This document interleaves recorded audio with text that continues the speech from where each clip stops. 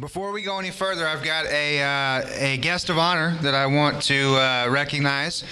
And I've never done a guest of honor at one of these banquets before. I don't know if it'll be something that I do at every banquet or if this is just an occasional or even a one-time thing. But I felt like it was very well deserved, very necessary this winter and actually this entire school year. Well, to go back a little bit, I had a guy who used to be at St. Genevieve. Some of you guys remember Matt Deaton, who was a wrestling coach here, football coach, and taught industrial tech. He's the athletic director over at DeSoto now, and he wanted to introduce me to a guy that he knew who does a lot for students over at DeSoto and among some other schools in Jefferson County and around the area. So didn't really think much about it. I agreed to meet him, and Matt Deaton brought this gentleman to my office, and I met him and talked to him. Seemed like a pretty nice guy. Set it up for him to work with a couple of our sports teams on team building activities and things like that. And I'm very glad that I did that, and I'm very glad that Coach Deaton opened the door basically to allow Staff Sergeant Chan to come in. He worked with, like I said, a lot of our sports teams. He worked with our faculty and staff. And the more that I watched him and heard about him from parents and kids and coaches and teachers, the more I realized that he was a very genuine guy who really just wanted to be around kids and help teach kids how to be good leaders, how to be good teammates, and so on and so forth. And as an educator, you really have to appreciate that. And anybody who knows Staff Sergeant Chand knows exactly what I'm talking about when I say genuine. So Staff Sergeant Chand is here this evening, and I'd like for you to stand up back there, Staff Sergeant Chand. A nice round of applause for our guest of honor.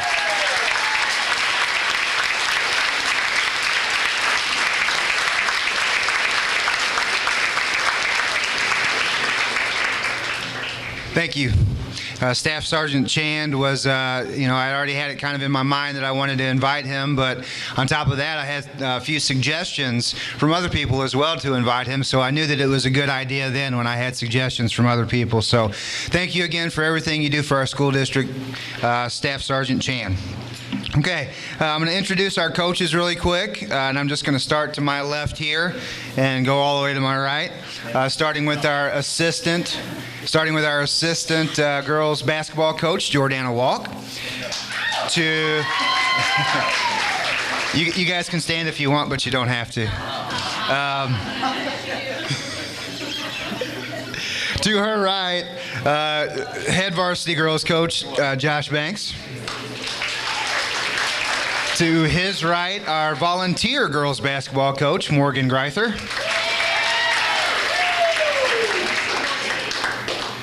To her right, our freshman boys basketball coach, and I really just call him our assistant boys basketball coach, AJ Meyer.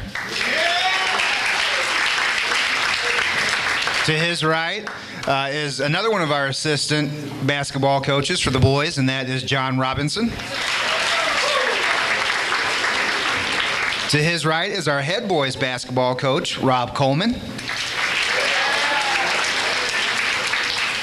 Going over to the other side of the table, I'm not sure if it's the better looking side or not, that's debatable. To my immediate right, we've got our head cheer coach, and that's Carrie LaRose. To her right is our assistant winter cheer coach, and she changed her name on me, and I occasionally start typing an email and have to go back and correct it. That's Katie Diamond. All these women getting married. To her right is a guy whose last name has not changed, and he's one of our assistant wrestling coaches, Nick Vogt. To his right, he's actually one of our middle school wrestling coaches, but after the middle school season is over, way back at the end of December, he continues to help out with the varsity program and volunteer to do so, Justin Roth. To his right is another one of our assistant wrestling coaches, and that is Brian Geck. Last and definitely least, to his right is our head wrestling coach, Jared Bonnell.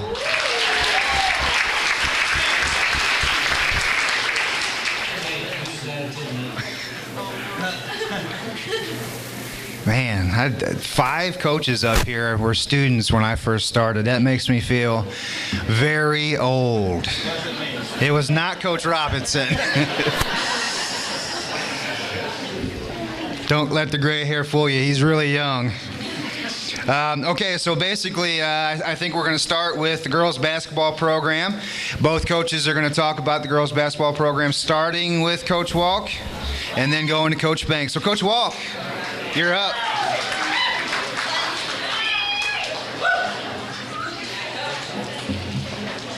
Did you say thank yous and everything? Okay. All right. Welcome, everybody. Oh, God. Thanks to all the people that make this program, the girls' basketball program, what it is today. There's just so many of you to list, but you know who you are. Thank you so much. I always like to thank my mom and dad. They helped me a lot through this season, and if it wasn't for them, I wouldn't be able to do it. I'm going to introduce the JV girls now, so when I call your name, please come up. Please come up. Jennifer Humboldt.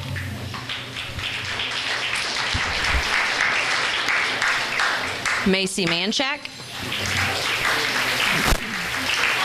Ella Reed, Jada Grimminger, Bella Burton, Katie Beck,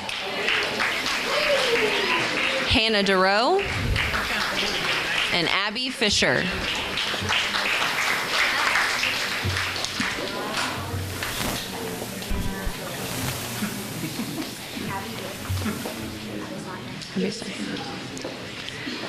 Okay, so this year the JV girls had a record that didn't really reflect how much I saw them grow as a team and as individuals. I was so impressed with their level of competition towards the end of the year. We were competing with teams like Sykeston. Who else was it? Hold on, let me try that again. We were competing with teams at the beginning of the year. We would have, oh my Lord. Like St. James. Thank you, Coach Banks. But that wasn't the case towards the end of the season. Over the last 4 months of late nights and injuries, you guys came together. So I would like to thank you all for being committed throughout the entire year. There are some things that I would like to see them work.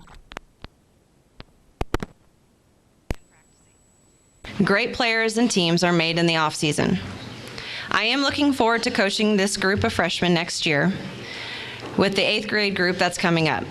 I'm very excited because we will have a good mix, and I'm very excited to see how well they play with each other.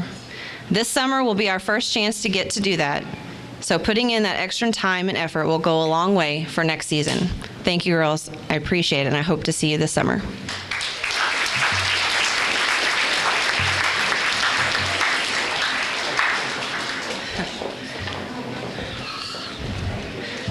This is why I'm so nervous, I guess. I would just, have a tissue. I want to take a minute just to speak directly to the group of seniors this year and their parents.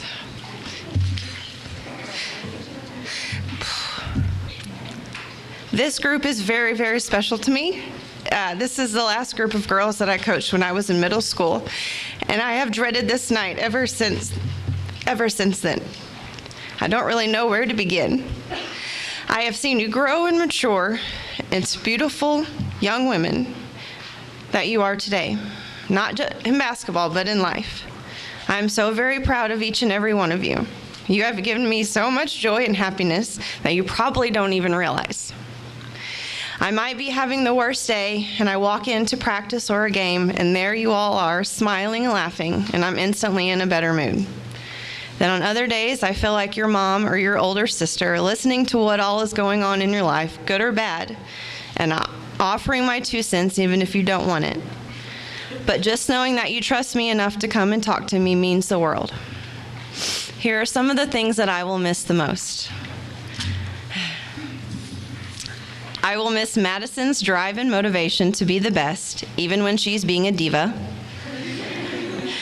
I will miss Emma's random off-the-wall comments that just make you laugh, smile, and shake your head. I will miss Courtney's goofiness, sass, and her updates on the new guy she's talking to. I will miss Darren's hard work and dedication. Even though she is tiny, she is mighty. I will miss Addie's hugs and laughter, even when she's talking to herself. I hope you all know that I would do anything for you. Your future is very bright, and I can't wait to see what's in store for you.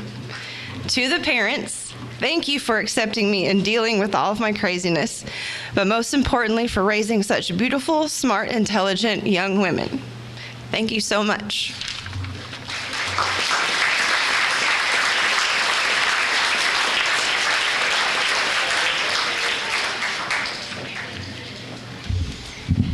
All right, thank you, Coach Walk. Before Coach Banks comes up, just a couple of quick things.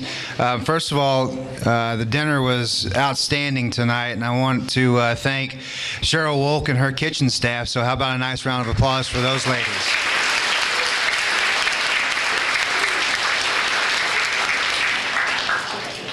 And then, of course, our group of ladies who put in a lot of time and pretty much go unnoticed for the most part. Our booster officers, they work extremely hard. There's no compensation whatsoever. As a matter of fact, a lot of times when they're working concessions, I just try to stay away from them and avoid them so they don't punch me, because they work extremely hard. Every time I go in the concession stand at a football game, they're all sweating as hard as the football players are. During district basketball this year, I stayed out of the concession stand for the same reason. And again, they're doing all of this and hiring all the people to work in the concessions and here at the banquet and meeting about every other month and just putting in a lot of time and effort. And they're doing it just for the kids. So I want to thank those 4 booster officers. We've got Tracy Helms, Pam Meyer, Carrie Staffen, and Kelly Solkowski. So how about a nice round of applause for them?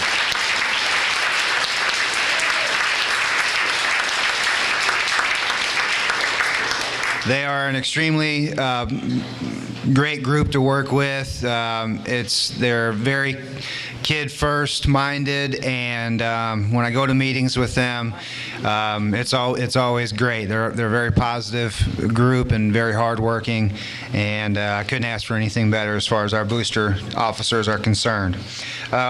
And one more thing before Coach Banks comes up, thank you to all the parents who worked concession stand this year. We ask parents every year to work concessions, and it seems like we have the same ones over and over and over again. And honestly, if we had every one of our athletes' parents work one concession stand throughout the year, we would have way more parents than we have the need for concession stands workers.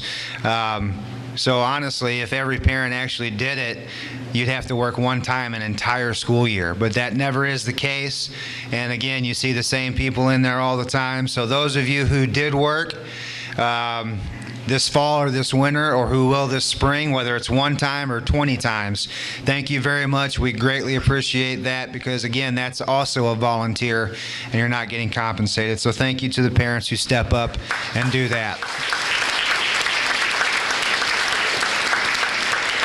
Okay, Coach Banks, it's your turn.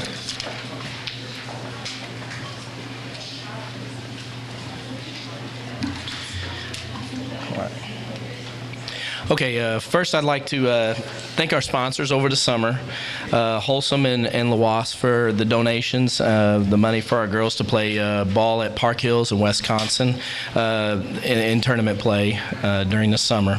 The money's enabled our program to excel by giving our girls vital opportunities to see great competition while instilling in the girls a sense of team play along with developing chemistry.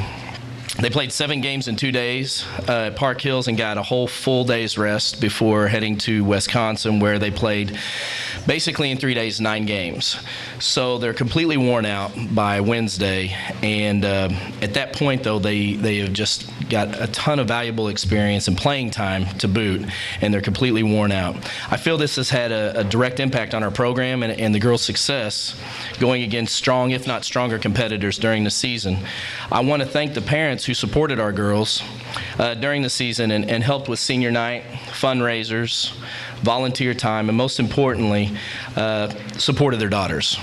Again, I also want to thank the boosters for purchasing the Dr. Dish last year, which our girls use a lot in practices, shooting parameter shots this season, and it has become a working staple in our shooting practices. Special thanks to Kevin Brown, who did our scorebook all season long, and then donated that money back to the program, and his wife, who filmed our games as well, so that we had game film the next day that we could assess and use for later. Thank you to the City of St. Genevieve for giving us the opportunity to do roadblock and collect donations during our summer program to also play in the camps. And another acknowledgement goes to Coach Coleman, who works with me in dealing with gym time and practices, which is absolutely vital to continuity between both him and I. As always, I'm fortunate to have Coach Walk as my JV coach. She's been invaluable to me and a wonderful outlet to our girls on and off the court.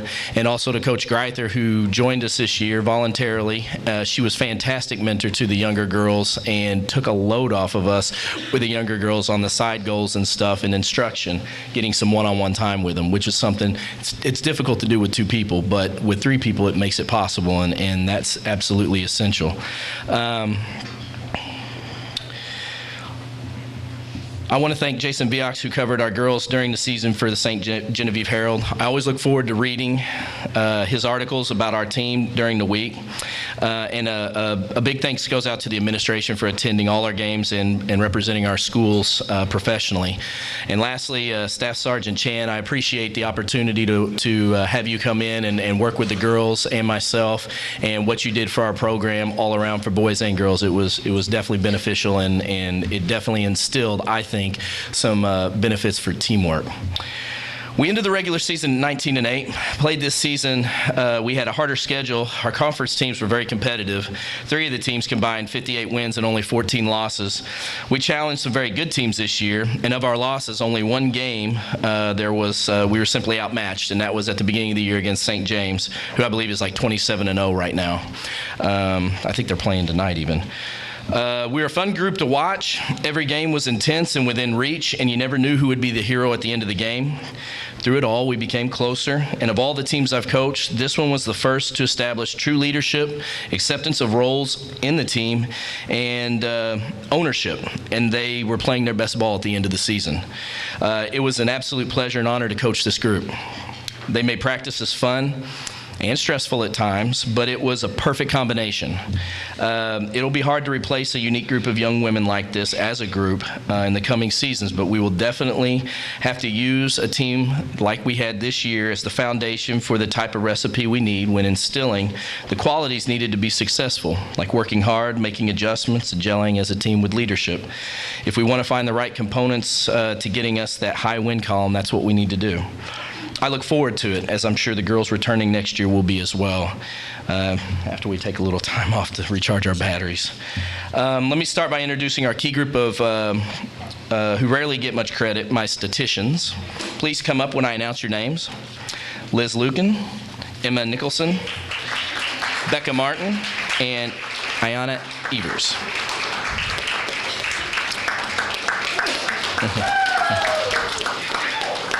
These girls shared the workload of all, and of all of them, they were all new to the program, and just learning how to keep stats along with identifying when to document a stat, which is difficult in basketball because it's very fast paced. All the girls helped us at practices with the game clock, doing paper stats, running errands, doing the computer game stats in real time, and I've greatly appreciated their assistance. I especially want to thank Liz because she essentially was at every practice and, more importantly, the games. I asked her to be my manager when she moved here from out of state, and she knew nothing about the game. So I appreciate especially her consistency and reliability to our team. And together, they helped me tremendously in staying updated online and with the paper copies I needed to send to newspapers, as well as update it on Max Preps. And I truly hope that the younger girls will please come back next season to assist me and Coach Walk. Let's start with Jennifer Humboldt, Kylie Sikowski, and Julia Boyer. Please come up. Jennifer played most of the JV this year and was asked to play at the point guard role for her team. And she got stronger as the year progressed, driving to the basket and drawing fouls. But next year I may ask more of her at the guard or post position at times to better use her physical play and natural abilities. Hopefully she'll get those ankles healed this off season. Kylie was a great role player this year for our team. She is a nurturer and has patience with others, a fundamental quality many people spend a lifetime trying to acquire. She was fantastic with our younger girls, teaching them as a mentor, and played such an integral part of our team when preparing for other teams. Truly an underappreciated cog in our clock, and I love having her on the team and look forward to another year with her being a part of our program. Julia, a.k.a. J Money, she also played a significant role on our team like Kylie. She was able to help our girls prepare for upcoming games, and I feel her skills are developing, and when she is focused, she presents a strong presence among our girls on the court.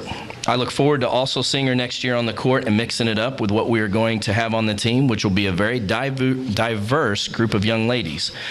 Also to note, they were able to join the 25 club for free throws, nailing 25 free throws in a row, something every girl on the team strives to hit during the season or during their career. So congratulations to them on that.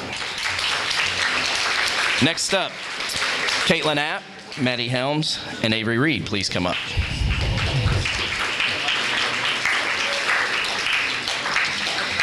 Caitlin was definitely a role player for us during games, and when I needed a hardcore player off the bench to rebound or play aggressive defense, she was definitely the one I would turn to. She played low at the post against bigger girls and could most assuredly hold her own. She carries the mental attitude that she is a beast and plays like one against physical competitors. When I needed a little chaos on the court, she did not disappoint me. I look forward to seeing her more next year and hope some of her skills will develop with another year of growth. Maddie will be asked to help out with the point guard position next year and will need to keep developing her ball handling and passing skills. Her defensive presence helped her team out tremendously and was a great role player off the bench this season. She complemented our team well with the skills she possessed by being able to rotate from the guard position to a post position, which is not easy. She did everything we asked of her and never once complained with her job parameters. Very selfless player. Maddie has brought leadership, Christian values, and has been a positive role model. I think she will excel next year as she has great work ethic as well as a hunger to play the game. Avery. Avery had an outstanding second half of the year. She originally started off as a role player off the bench. However, halfway through the year, she was thrust into the starting five, and she never relented the position. In that mere span of time, she averaged almost 16 points a game. As far as her career goes, so far as a basketball player, she doubled her stats from last year in that small time frame. As a junior, she ended the season averaging 10.5 games, highest among most post players. She works hard in practice and was eager to make adjustments and emerged as our second leading scorer of the season, finishing with 306 total points, 289 rebounds, and a whopping 39 blocks. Avery set a single season record for blocks this year and is now officially the leading block leader all time with 63. She got physically stronger in the post position and will be an absolute essential player to our club next season, and I look forward to seeing how these ladies progress next year together. All right, so my seniors. Addie Stiegel, please come up.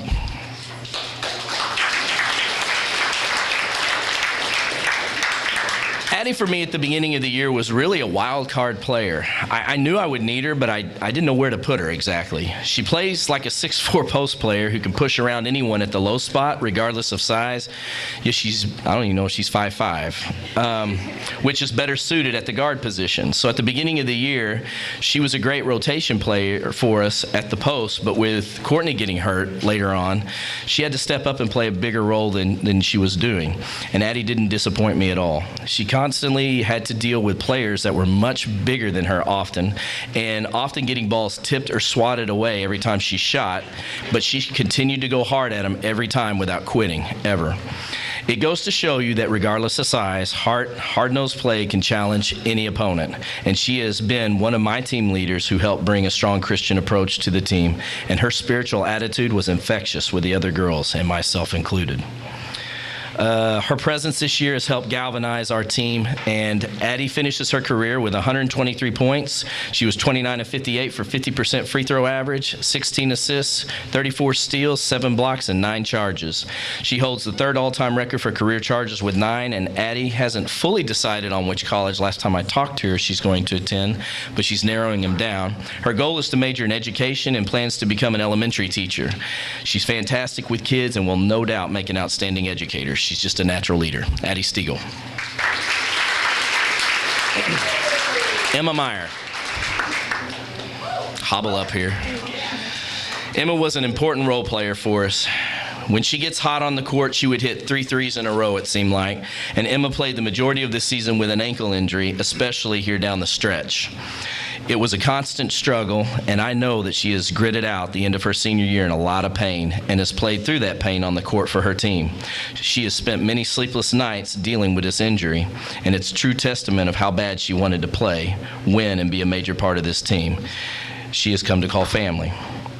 Emma finishes her career with 430 total points, 110 of 337 3-points made, 28 of 51 for a 55% free throw average, 114 rebounds, 45 assists, 33 steals, 4 blocks, and 2 charges.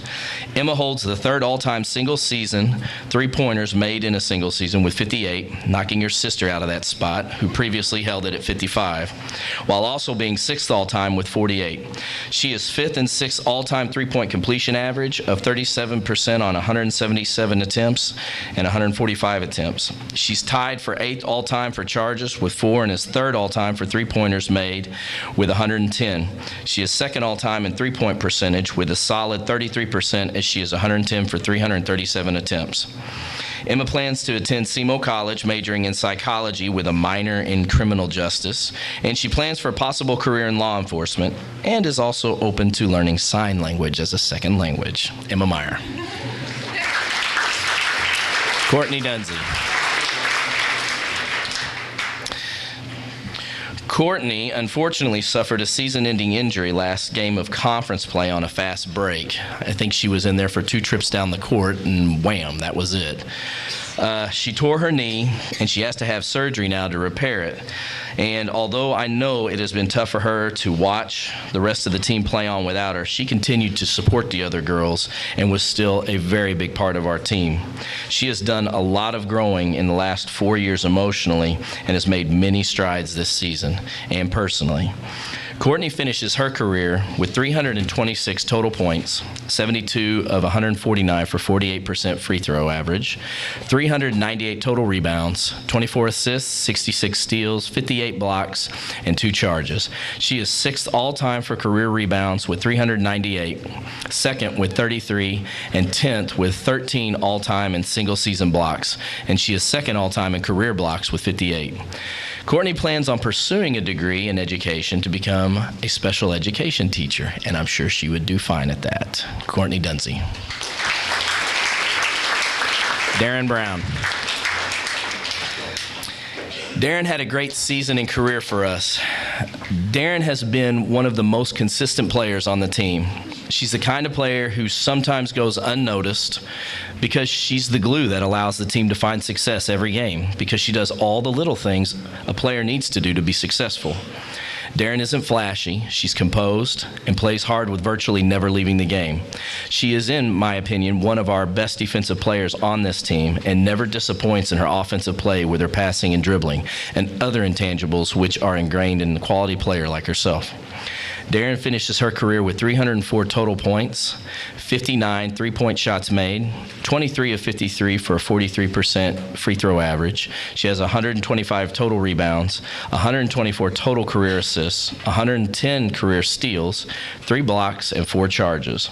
She is 9th all-time with career assists at 124, 8th all-time in career steals with 110.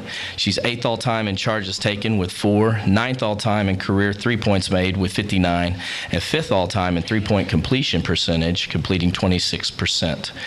Darren plans to attend Southwest in the fall and looks to study in the field of healthcare. Darren Brown. Madison Reynolds. This was Maddie's best season with the team. Madison was another leader on the team, and she led by actions and work ethic and has been unparalleled during the season and off-season. To get this kind of level of play, it takes intense sacrifice and passion love of the game, incredible desire, ardent emotional fortitude towards goals, and a fierce need for competition. What she accomplished this season, as well as culminating her entire career here, has been nothing short of exceptional, not only here but for any high school program anywhere. She averaged 22.4 points a game this year and ends her career with 1,641 career total points, 97 of 383 for 3 points made, and she was 500 of 778 shots on free throws for a 64% free throw average, 465 rebounds, 428 assists, 328 steals, 21 blocks, and 12 charges. As awesome as her season has been, she leaves behind an even more awesome statistic legacy, which is a mouthful.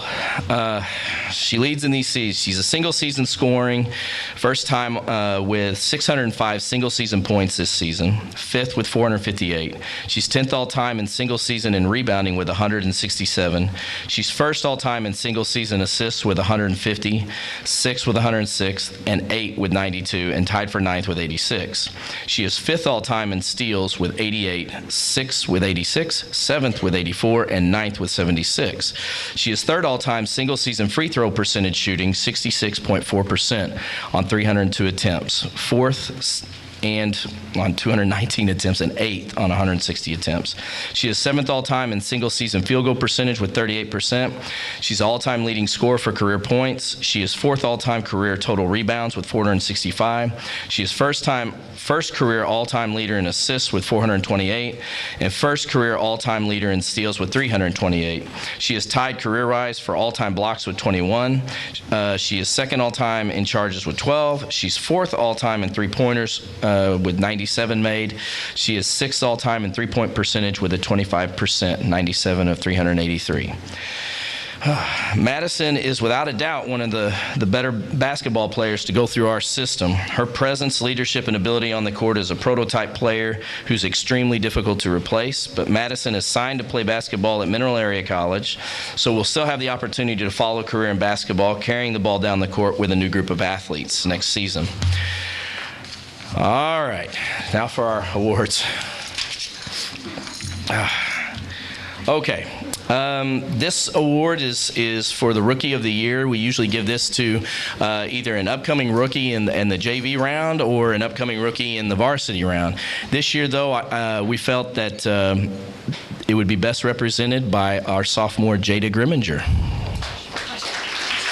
Freshman. She's a sophomore now, in my opinion. The defensive award, the girl who had the best defensive stats overall during the season was Madison Reynolds.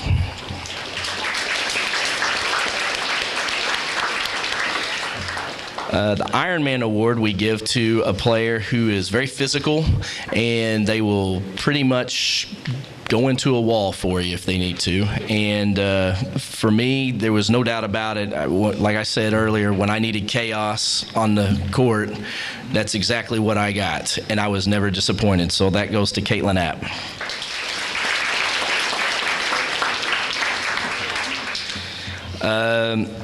This is a new one that I'm giving this year. It's called the Unsung Hero Award. This is somebody who doesn't excel tremendously in one specific thing that puts them above everyone else in that area. They do well overall, and they never get enough credit for what they do and what they bring to the team. I chose this year Darren Brown.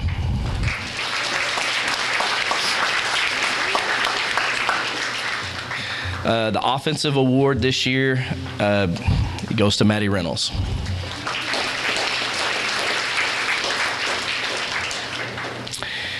The Most Improved Player Award this year I gave to a player who always shows improvement, obviously, since it's most improved, but it's in not just points, or it's not just in their overall game. It's in growth, it's in character, it's in all those aspects, sometimes the intangibles that mean more than just the statistics. This year I gave it to Avery Reed.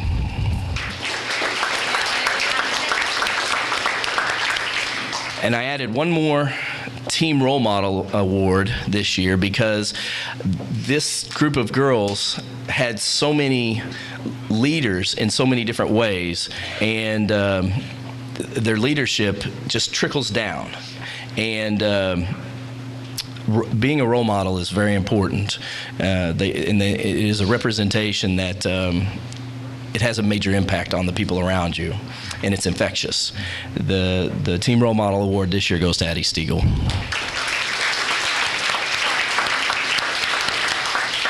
And the last award tonight is the most valuable player, and this year, across the board, the most valuable player was Madison Reynolds. This is your 2016-2017 girls basketball team. Thank you.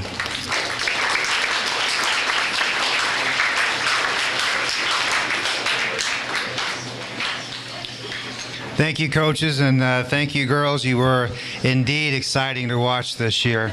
Madison, I should have said something before you sat down. I didn't have enough money to get you a plaque big enough to have all your records on. That would have cost probably a good $500 or so, but on behalf of the St. Genevieve High School Athletic Department, we'd like to present you with a plaque. And it just basically says Madison Reynolds, SGHS girls basketball all-time leading scorer with 1,641 points between the years of 2014 and 2017. So congratulations on that record and all of your records at St. Genevieve High School. And I actually had two of them made so that we can put one of them in the trophy case, and 20 years from now you can point it out to your kids in the trophy case and say, I was good. I was good. Okay. Moving on now to cheerleading. Coach Diamond, you going to do any talking? All of it. She can do all of it? She can do any of it? Okay. I still haven't heard her say more than about 5 words ever, so I figured she probably wouldn't do much talking. But Coach LaRose is going to do all the talking tonight, and Coach Diamond is just going to help out, hand out the awards, right? All right. You're up.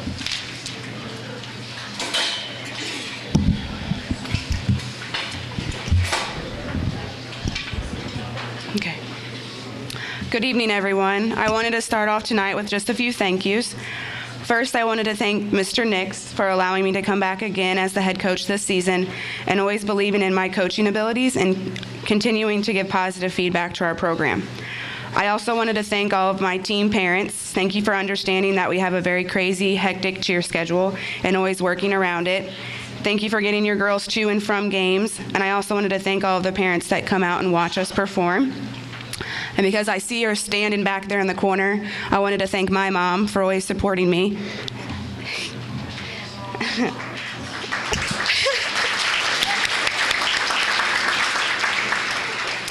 I also wanted to thank Rob and Josh and Jordana for always welcoming my team and I on the court and all of those long bus rides. I know we're a pretty big team this year and we take up a lot of space, but you're always so friendly and patient with us, and it definitely does not go unnoticed, so thank you for that. Finally, I wanted to thank my team. I know at times I come off a bit crazy, and I say do it one more time, way too many times.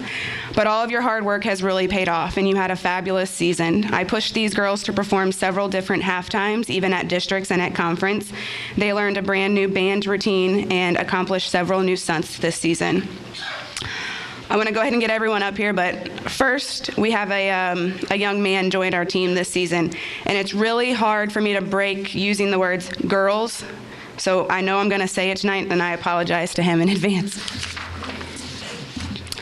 Our 4 freshmen this year was Haley Smelsley. You girls can go ahead and come on up. Jaden LeClaire, Marissa Gegg, and Emily Apt.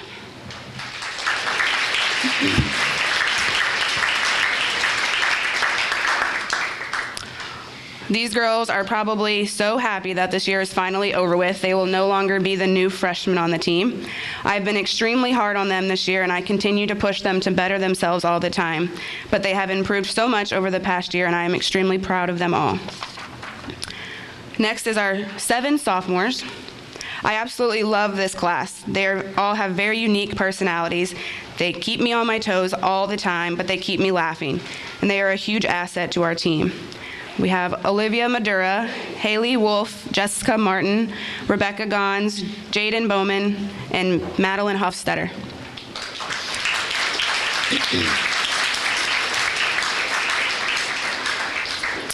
And finally, Stephen Abashan, who I always refer to as Boy.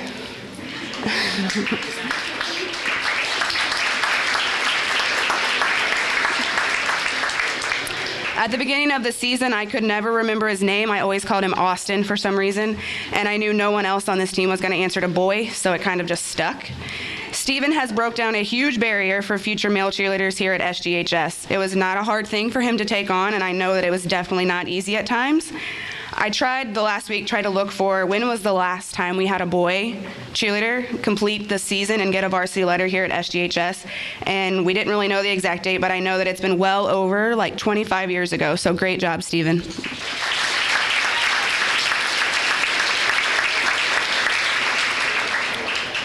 Next is our 4 juniors. First is Lydia Ketting. Lydia is new to our team this year, and she's new to cheerleading altogether. She has played softball in the past, and I'm sure that this transition was not easy for her, but she's done a fabulous job, and I'm sure you've probably seen her tumbling across the gym floor at games. These next girls I've been coaching since they've been freshmen. I've been able to watch them grow throughout the last 3 years. I know they are so ready to be the seniors next year and become the leaders of this team. I know they all have the skills and the strong mindset to lead this team to great things, and they are Lauren Bell, Bree Gegg, and Connor Shilley.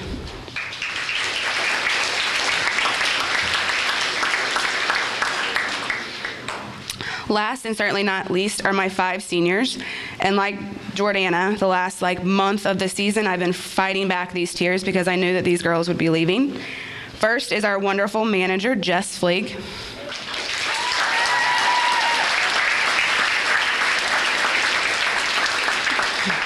Jess has been our manager for the last 4 years, and she's done a wonderful job, but this season we decided Jess definitely earned her spot on our team, so we gave her a uniform, and she was able to perform with us at every single game.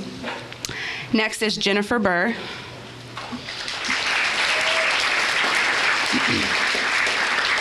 This was my first year that I was able to coach Jennifer, and I've told her several times that I see a lot of myself in her. Jennifer has an extreme love for working with young children, and she will make a fabulous teacher one day, and her students will be very lucky to have her. Jennifer, like myself, is a crier. She wears her heart on her sleeve and puts her whole soul into things that she's passionate about. Jennifer kept myself and all of the girls organized all season long, and she is a huge asset to our team, and she was going to be greatly missed. These next 3 girls were freshmen when I started coaching, and like I said earlier, it's really been tough to think that they're leaving, but I've watched them grow into wonderful young ladies that I am very proud of on and off of the court. First is Ashley Kreider.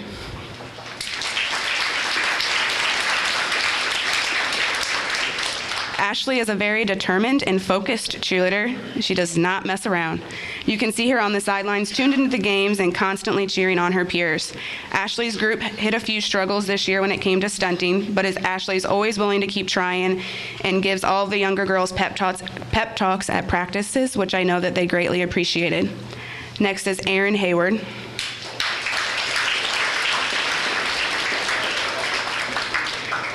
Erin came back to cheer for her final season, and I was very grateful for that. She was one of our captains this season. She is a very talented young lady when it comes to stunting, learning new routines in every aspect of cheerleading. She is extremely mature and helps me keep all of the girls focused and doing what they are supposed to be doing, which, let me tell you, is no small task.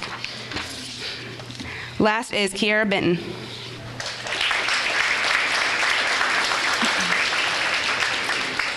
Kiara was also one of our captains this year.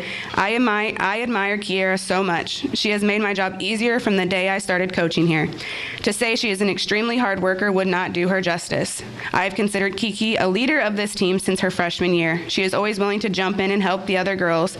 She gives 100% at each practices and encourages her teammates to do the same. Okay, I have a few awards to give out. This season, I let the girls decide on the awards, which is something I've never done before, but I felt like they'd made great selections, and some of the girls receiving awards tonight have won these awards in the past, but I feel like if they truly deserve them, so they won them again. Best jumps, and I know from the outside looking in, it definitely seems easy, but jumps take a lot of muscle and a lot of hard work to improve on, and this is something that this girl has done, and that's Miss Connor Shilley.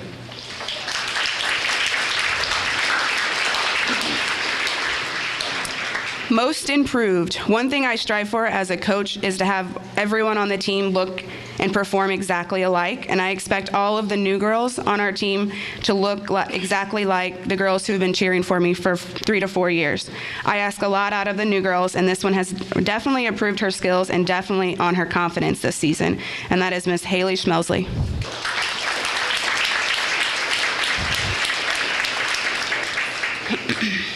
Next is our Leadership Award. I have told this girl time and time again how great of a leader she is, and I know her teammates look up to her tremendously. Again, she will be so greatly missed next year. Mr. Nix, you might need to hire her to come back. Kiera Benton.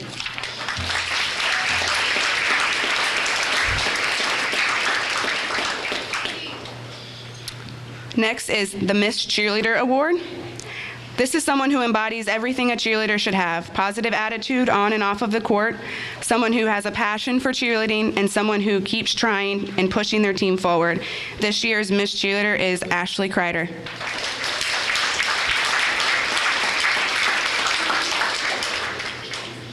And the last award is the Best Stunt Group. This season, I decided to give the entire stunt group an award because stunting truly is a group effort. It takes every single girl working together seamlessly. They have to trust each other, and they have to communicate well. This year's Best Stunt Group was Madeline Huffstetter, Lauren Bell, Haley Wolf, and Erin Hayward. Congrats, girls, on a great season.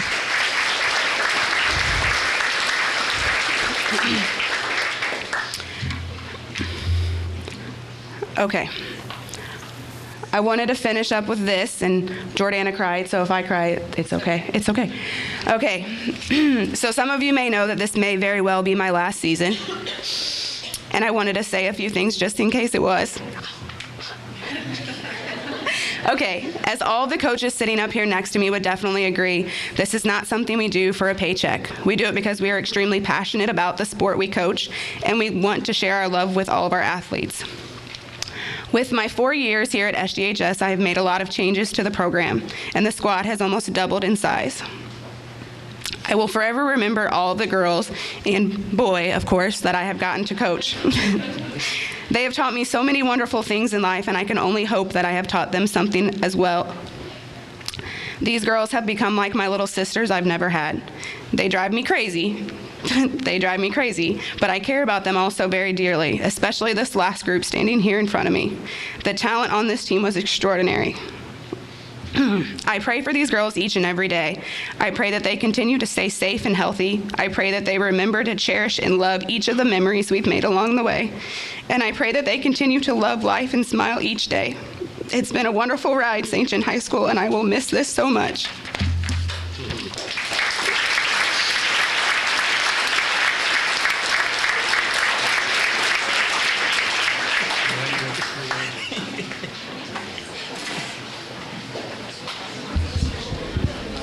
Okay, thank you, Coach.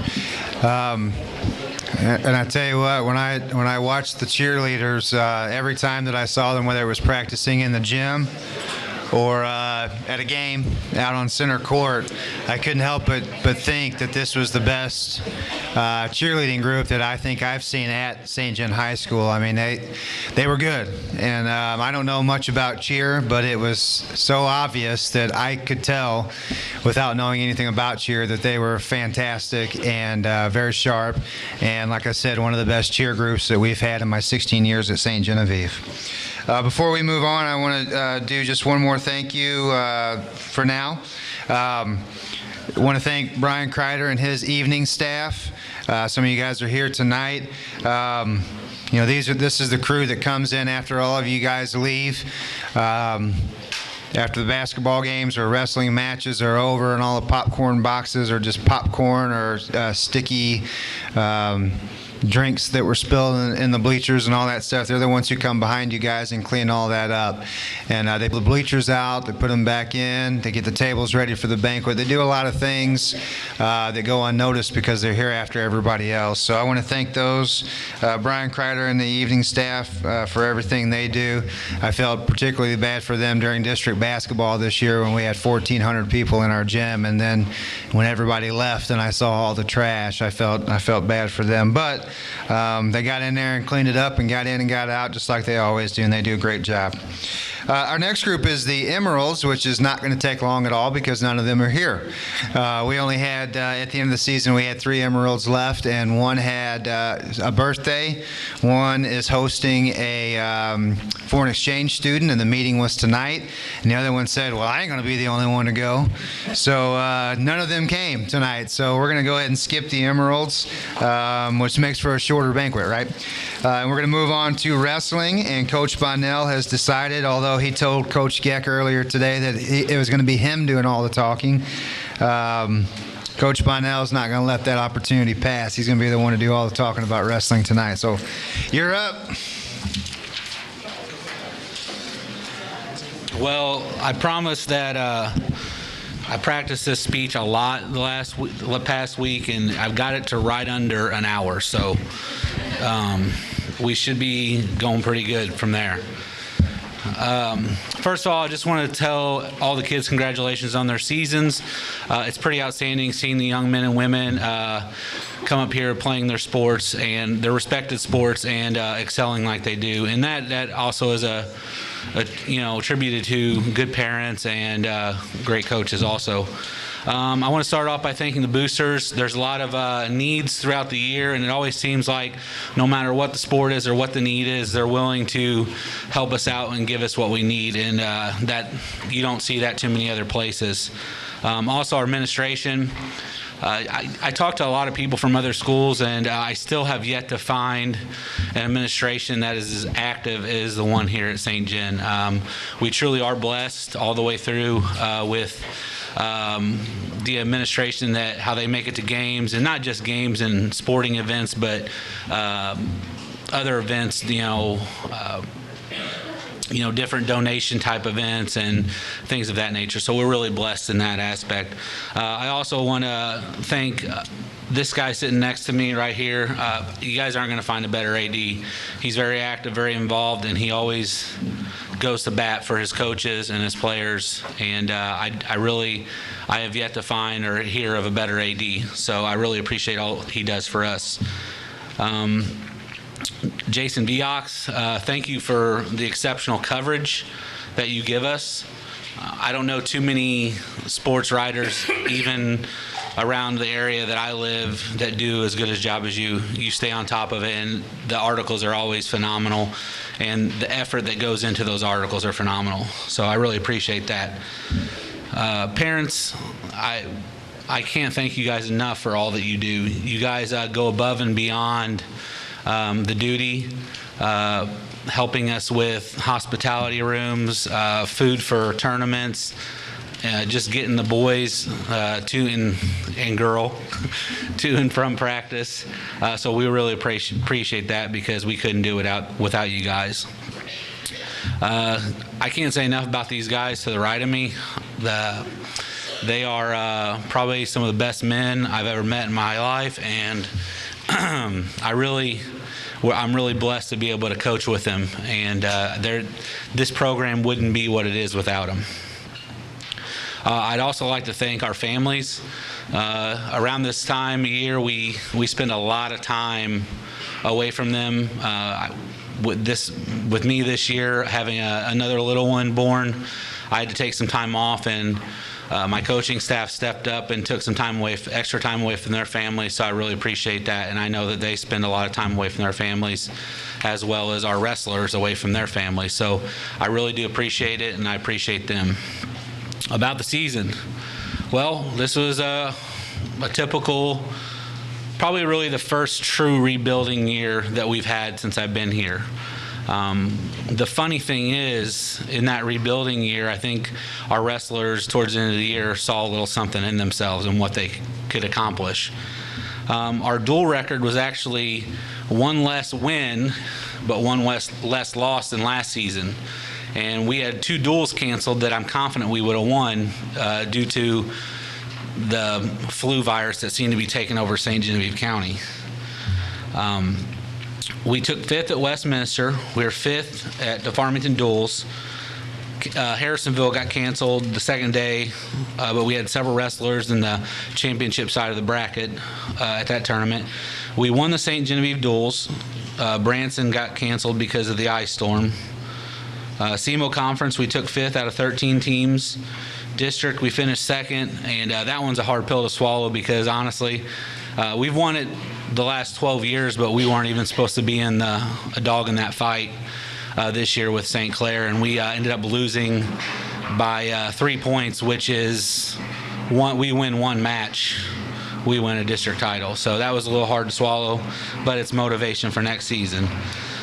We took 7 state qualifiers to the state tournament. We took 10 last year. Last year we finished 11th. This year we finished 9th. So that tells you the type of kids that we have and the hard work that they put in. Honestly, because on paper, that team last year was probably a lot better than this team this year. But they figured it out towards the end, and they believed in what they were doing in the process, and they reaped a little bit of the reward for it. The best thing about this year is we lose nobody. Everybody's coming back. Well, at least I hope they will. I'm going to talk a little bit about the managers. I'd like them to come up. Gracie Tamur, Riley Hook, Caitlin Kreitler, Abby Schachterly, Josie Geisner.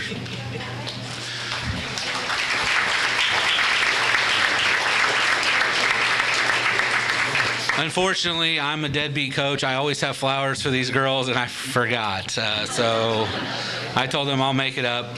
And truth is, I'm pretty hard on my managers. I expect a lot out of them. I expect things to be good and done right. And when it's not, I get crabby. To be honest with you, I give them a hard time, but and sometimes I maybe expect a little too much out of them. There's a lot of grown people that still have been around wrestling their whole life and don't know all there is to know about wrestling, and I expect these girls to learn about wrestling in 3 months and be pretty dang good about doing their job and knowing what they need to do. Along with that, we used a new stat program this year called Mat Boss, which was awesome, and they had to learn that too, so it was kind of a learning curve. And they did a phenomenal job, and as much grief as I gave them, I'm very proud of them, and I hope they all consider coming back next year. I forgot the flowers, so they may not be. So moving on to thank you, girls. I appreciate it.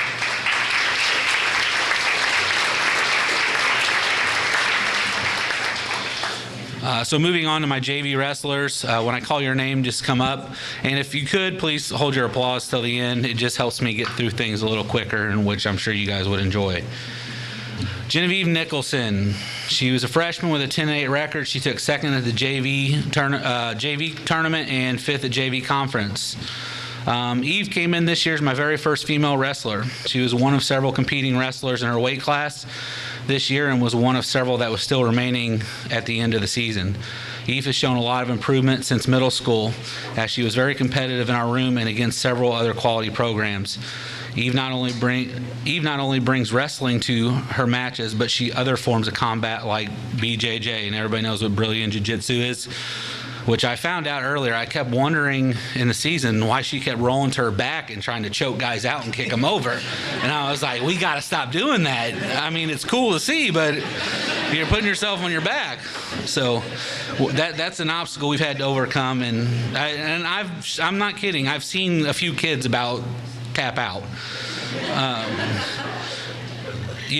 Like I was saying, BJJ can make an appearance in her matches from time to time. So I hope she's enjoyed wrestling for us, and I look forward to another season with her making boys cry.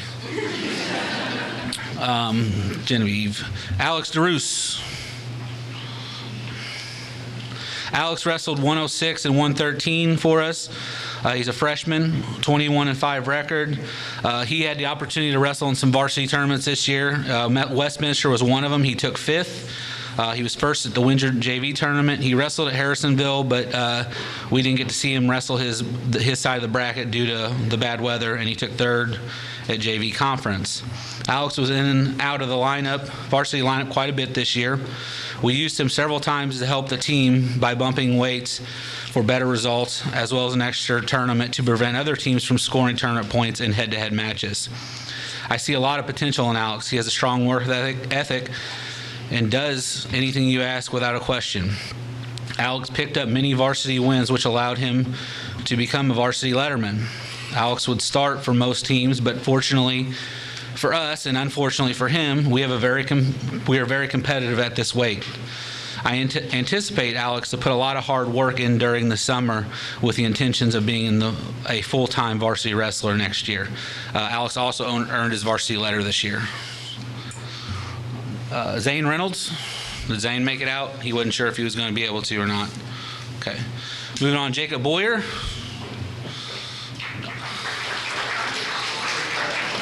Jacob, just so you know, Jacob never leaves home without his hat.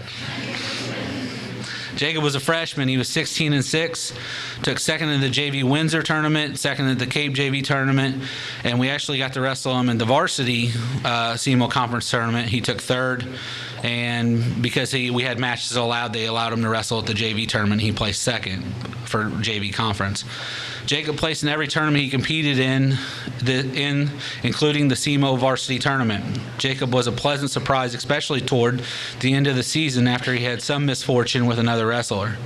We shuffled some weights around, and with the support from his parents and the work ethic of Jacob, he was able to wrestle at conference on about an hour or two notice. I was like scrambling around the morning of conference trying to get a hold of mom, say, please let him wrestle.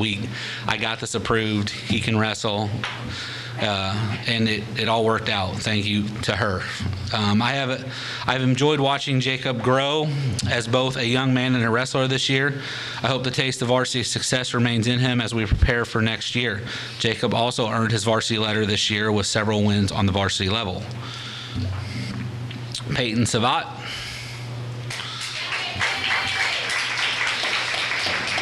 Peyton's looking sharp. Peyton's a freshman with a 14-4 record. He took second at the Windsor JV tournament, second at the Cape JV tournament, and second at the CMO Conference JV tournament.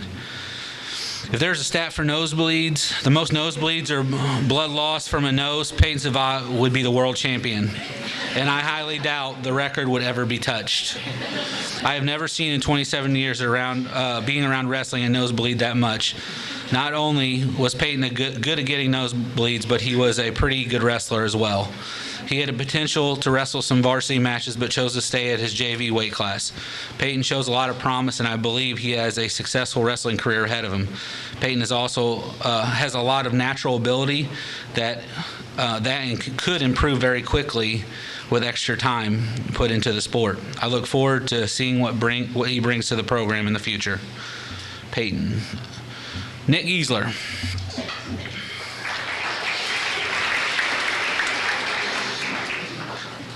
Nick wrestled 138 for us. He was a freshman. He had a 4-7 record. He was third at the Windsor JV tournament. Nick's record is no indication of his work ethic and ability. This was his first year wrestling, and with that comes a pretty big learning curve, especially at the high school level. I thought that Nick was an extremely hardworking individual that just lacked a little experience and feel. I think next year Nick will have a much more successful year with some work over the summer and the experience he's already required this season. Kevin Walsh.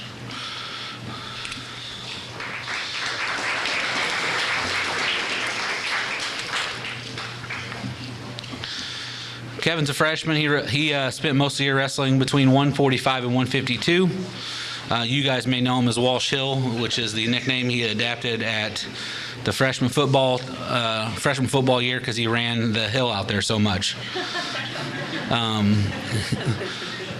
He was a freshman, 8-11, third at Windsor JV, fifth at Cape JV, fifth at SEMO Conference JV. Kevin wrestled at a higher weight class for most of the season before settling on desired weight and capturing a varsity win. I enjoyed Kevin's positivity and his raw animalistic nature when he was on a rotation during our live sessions known as Shark Bait. Kevin didn't back down from anybody when he wrestled. I believe that I always got Kevin's best in every match. Kevin has a lot of room for improvement, and as long as he keeps up the same positive attitude, I see nothing but good things in his future. He also earned his varsity letter with a win at the St. John Duels. Tyler Hale.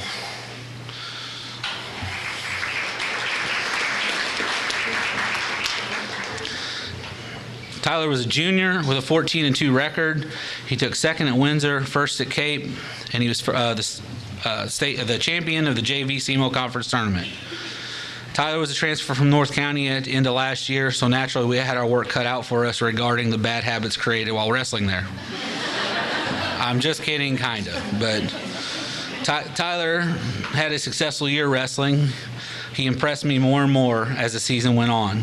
There were several times during the year that I wasn't sure who was going to be our heavyweight because the heavyweights in our room were wrestling pretty tight matches. Tyler was able to earn a varsity letter this year by winning JV Conference. I have enjoyed watching his wrestling skills mature over the season, and I hope he works in the off-season and finds a place in our lineup next year. So these are our varsity wrestlers. Please give them a round of applause.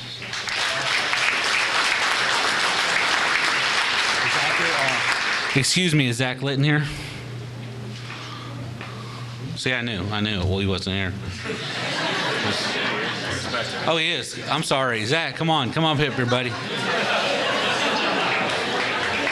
Zach Layton, give him a round of applause.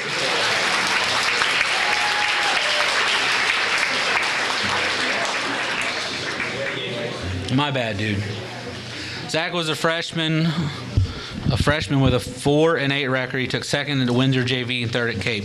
Zach had a pretty decent start to the season before sustaining a Christmas break soccer injury that would put him out for most of almost a month. Zach is a big-bodied kid and has a lot of potential, especially if he will take the weight room seriously in the off-season. I enjoy Zach's inquisitive nature most of the time. He's very intelligent and seems to know a little something about everything. I was pleased that Zach learned to push himself this year, and I think that that alone will pay off throughout his lifetime. Now this is the JV.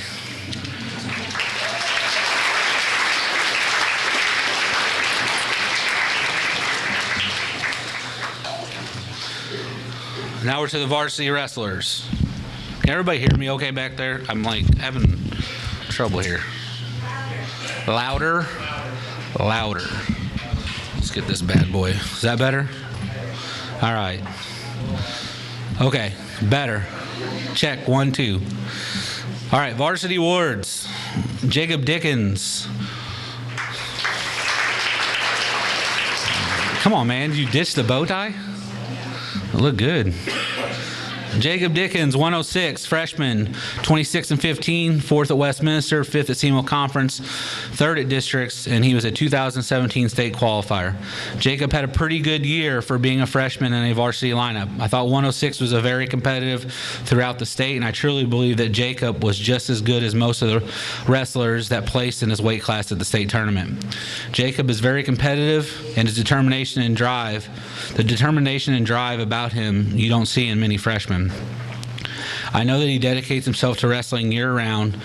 He is always trying to make himself better in everything. I've enjoyed coaching him, and I'm excited to see what the future has in store for him. Jacob Dickens. Nathan Geisner. Nathan's a junior with 29-9 record. He's third at Westminster, 5-0 Farmington Duels, 4-0 at the St. John Duels, district champion, and he was a 2017 state qualifier. Nathan came into this season lukewarm about wrestling. He wasn't sure the passion to wrestle was still in his heart. Nathan made the decision to stay in for the remainder of the season because he didn't want to let his team and his coaches down. He had a pretty successful season in which he battled with injury and emotions of what could possibly be his last season. As the season came to an end, I started to see life spring back into him. Nathan, it may have been, spring back into Nathan. It may have been that he could just see the light at the end of the tunnel of the season, but I like to think his passion for the sport had helped him overcome. As many of you know, Nathan is no stranger to adversity. Being diagnosed and beating cancer at such a young age has taught Nathan to cherish every moment in his life. And whether he makes the decision to wrestle or not next year, I've cherished the time spent with him, and I know that I'm a better person for having to know him. I am positive that he will continue to impact many people throughout his long, rich life. Nathan Geisner.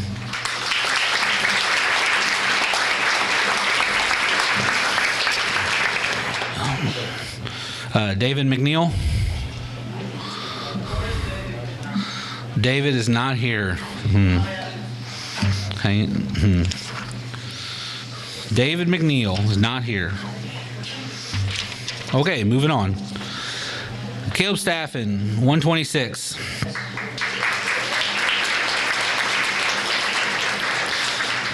Caleb's a sophomore with a 14-26 record.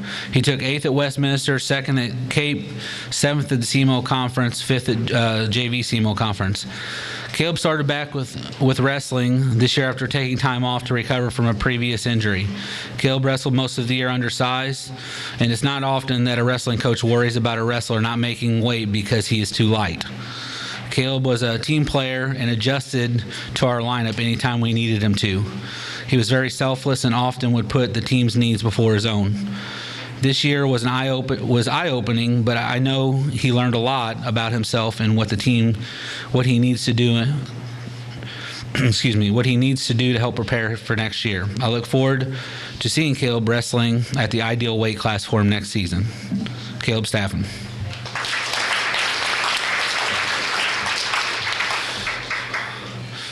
Grant Staffen, 132.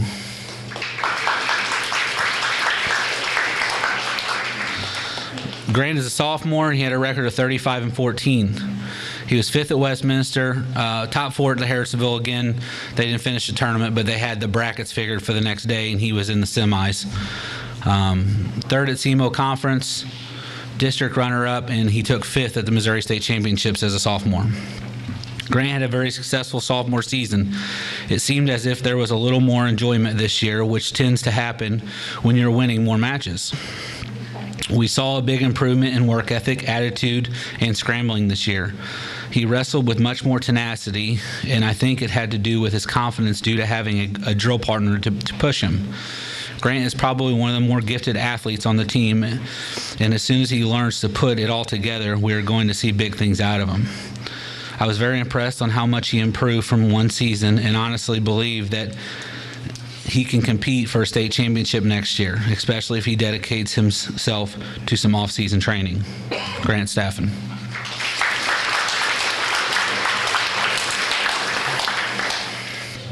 Noah Ogden.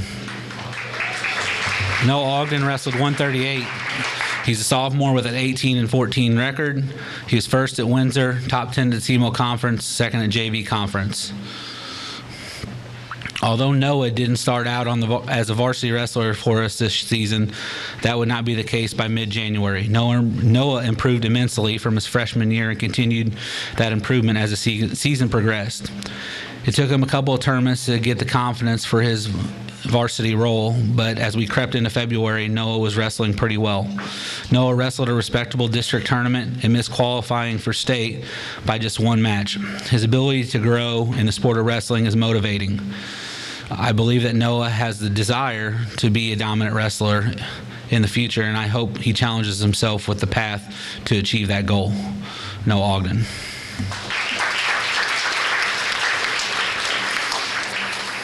.145, Jared Humboldt. Jared is a junior, and he had a 41-5 record. He was 1st at Westminster, 5-0 at the Farmington Duels, top 6 at Harrisonville, 4-0 at the St. John Duels, 2nd at CMO Conference, 2nd at Districts, 3rd at the Missouri State Championships.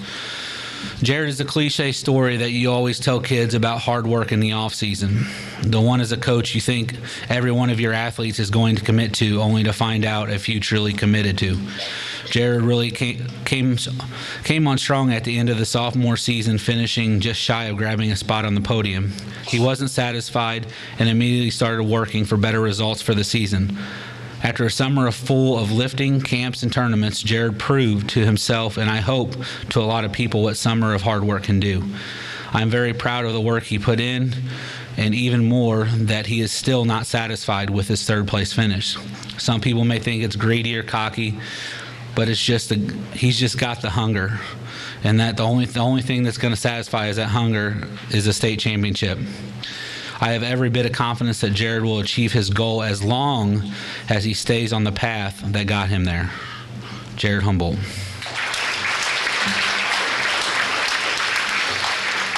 Ty Brown, 152.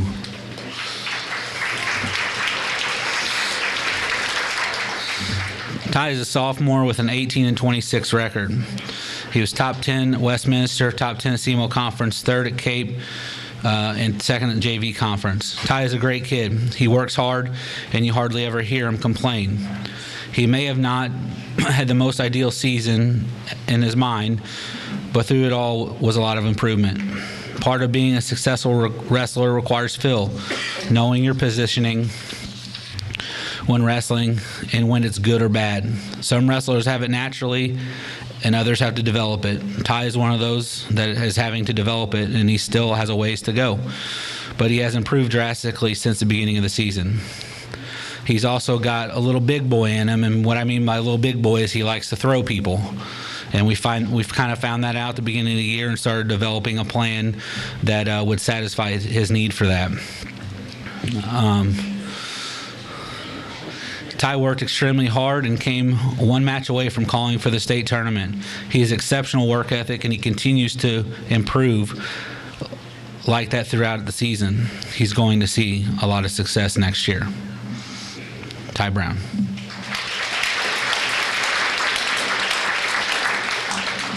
Oh, Josh Schmidt, 160.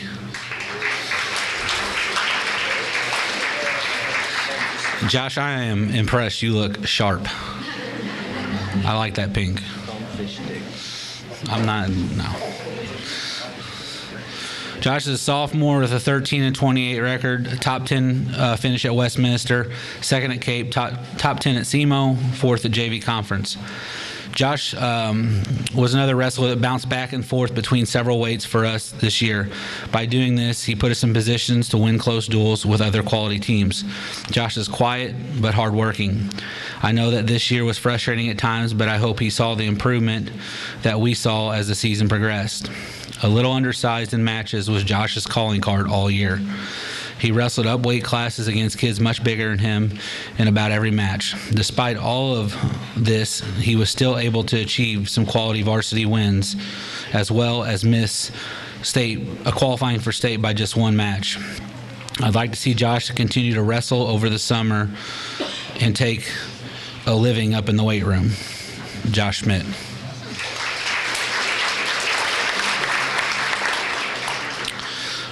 Tyler Jenkins, 182.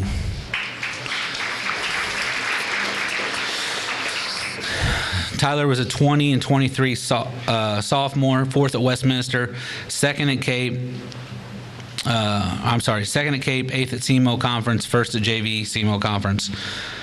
Tyler's probably one of the most frustrating wrestlers to watch. I actually think he liked to see how frustrated he could make us during matches. With all that being said, he has an untapped supply of potential. He probably has one of the slickest shots that I've seen and has a natural feel for good and bad positioning. Tyler's biggest obstacle right now is himself. You're too content with just being part of whatever you do. When you start wanting/caring more, you're going to be very surprised with the outcome. Tyler lost a very close match at the district tournament that would have qualified him for the state tournament in his first season as a varsity wrestler. With the right attitude and work ethic, Tyler can be a dark horse for the state tournament next year. Tyler Jenkins.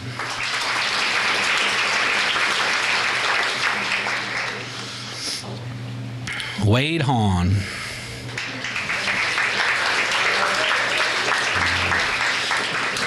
You look like Miami Vice. You and Staffen need to stand next to each other. We got the shells and the palm trees here. Wade wrestled 195. He was 43-1. He was first at Westminster, 5-0 at Farmington Duels, top 4 at Harrisonville. We didn't finish it. 4-0 at St. John Duels. First at SEMO, which he just had to make weigh-ins at St. John Duels.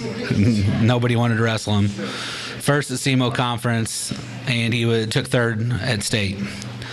Having an undefeated season is what every wrestler wants to achieve at some point in their career. Wade got about as close as you can possibly get to having that as a junior. With an undefeated season comes a lot of pressure that wrestlers typically put on themselves, which can cause wrestlers to tighten up and not perform to the level they should. Wade experienced some of that this year, but handled it well most of the time. There aren't too many kids that I believe can hang with Wade on the mat if he opens up and wrestles to the level he's capable of.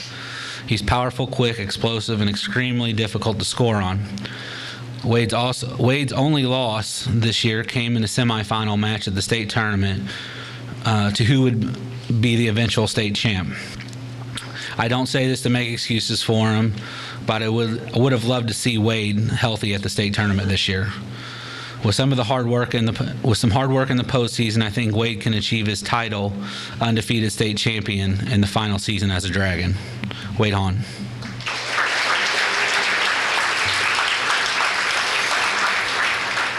Isaac Boyd, 220. Isaac's record was 22-22. Fourth at Westminster, top 8 at Harrisonville, 6th at SEMO Conference, 3rd at Districts, and he was a qualifier this year for the first time wrestling in a varsity lineup. In Isaac's second year of wrestling ever, and his first year wrestling varsity, I was pleasantly surprised with how quick he adapted to the sport. Isaac's shorter stature and Gumby-like flexibility presented problems for just about everyone he wrestled. Isaac started the year at heavyweight and dropped to 220 after Christmas break. He was very explosive with his shots and seemed to scramble out of the most awkward positions. Isaac wrestled extremely well for being so new to the sport. He placed 3rd in the district tournament and qualified for the state tournament in his first year on the varsity squad. Isaac is a very talented individual, and with some dedication in the postseason, he has a good chance at making some noise at the state tournament next year. Isaac Boyd.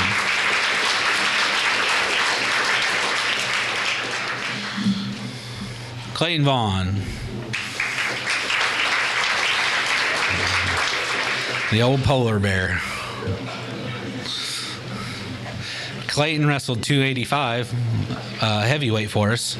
He had a record of 24-14. He was 7th at Westminster, 1st at Windsor, 2nd at Cape, 4-0 at the St. John Duels. Took 6th at SEMO Conference. He was a district runner-up, and he was a qualifier, 2017 state qualifier, in which he was on the bubble match. So if he would have won that match at state, he would have placed his first year ever going to the state tournament. Clayton started out the season wrestling behind Isaac, but getting some varsity experience while wrestling as an extra in some varsity tournaments. He pretty much cleaned up on the JV level, and when Isaac made 220, he got his shot on the varsity. St. John Duels was his debut, and he went undefeated. Clayton matured a lot in the season, both physically and mentally. He started to use his size to his advantage, and his clumsiness started to dissipate as the season went on. And I said dissipate, it's not gone. He's still clumsy. He learned how to push himself and had more confidence in his matches. Clayton is a very hard worker, and that shows especially in how far he's come in just a few years. Clayton wrestled in the district tournament and placed 2nd while avenging a loss in the semifinals from a match that occurred a few weeks prior. He won 2 matches in his first trip to the state tournament, with his losses at the state tournament coming to the state champ and the kid that took 3rd. So that's a pretty tough draw. I expect big things from Clayton in the future. Clayton Vaughn.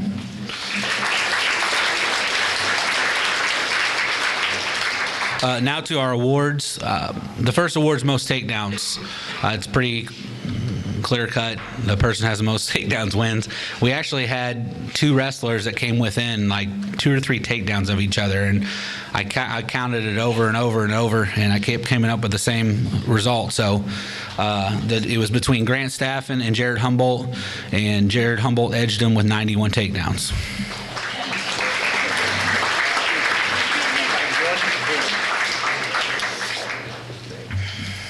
Most pins was fairly tight too.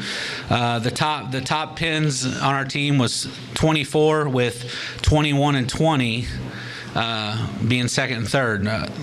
20 pins was Jared Humboldt, 21 was Grant Staffen, and the pin leader on our team this year was Wade Hahn with 24.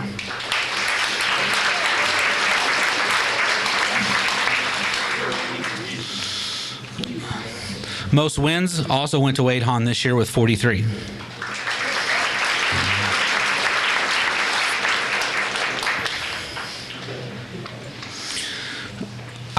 I don't like ties, but Rookie of the Year came down to a tie, and the more and more I chewed on it, the more and more I couldn't pick one or the other, because both of them had attributes the others didn't.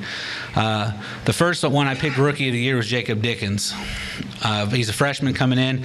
He had an exceptionally tough weight class this year, and wrestled extremely hard. He beat some good kids, and I was really proud of him stepping up the way he did in our lineup. The other one's going to go to Clayton Vaughn. Clayton's the first year wrestling varsity, and he had a pretty solid record, and he was a match away from placing at the state tournament his first year wrestling varsity. So I think that's pretty outstanding. So both of those guys got Rookie of the Year.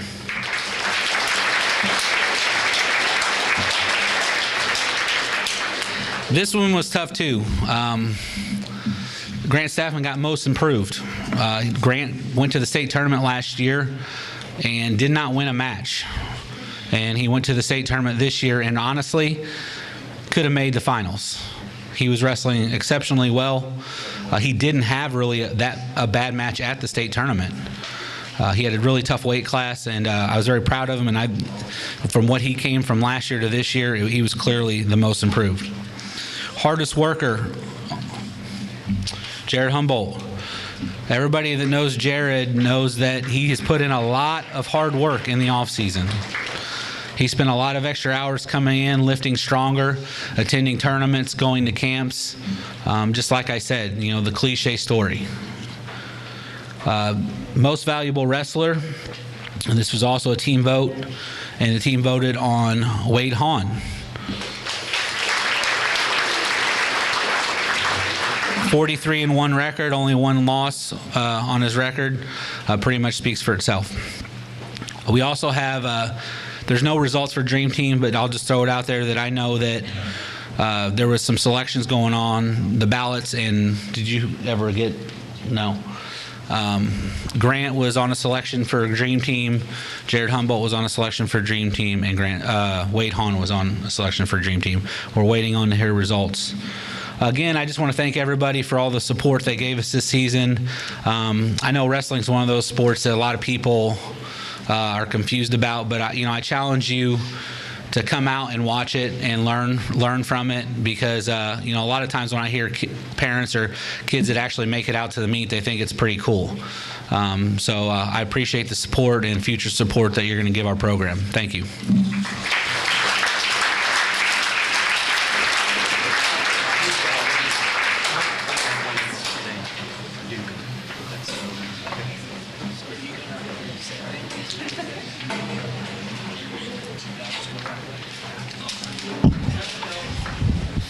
All right, thank you, Coach Bonnell and wrestlers, and congratulations on a great season. One more thank you for me for the evening. I want to thank our principal, Chris Haney, and our assistant principal, Dr. Scott Mercer. They help with supervision, among a lot of other things. There's just too many sporting events for one person to cover. On any given night, we could have, between high school and middle school, 4 or 5 events going on. And for me to be able to cover all of those is impossible. And of course, at the high school level, Mr. Haney and Dr. Mercer split the supervision with me and allowed me to spend some time at home with my family. And I greatly appreciate them for that and for everything else that they do and the guidance that they give with everything with my job. We got one more. We got boys basketball, and I think all three coaches are going to do a little bit of talking. And so I assume we're going to start with AJ, then John, and then Rob. So, Coach Meyer, come on up. You can talk about the freshman season, and then I won't get back up until Coach Coleman is done with his. So, Coach Meyer, you're up.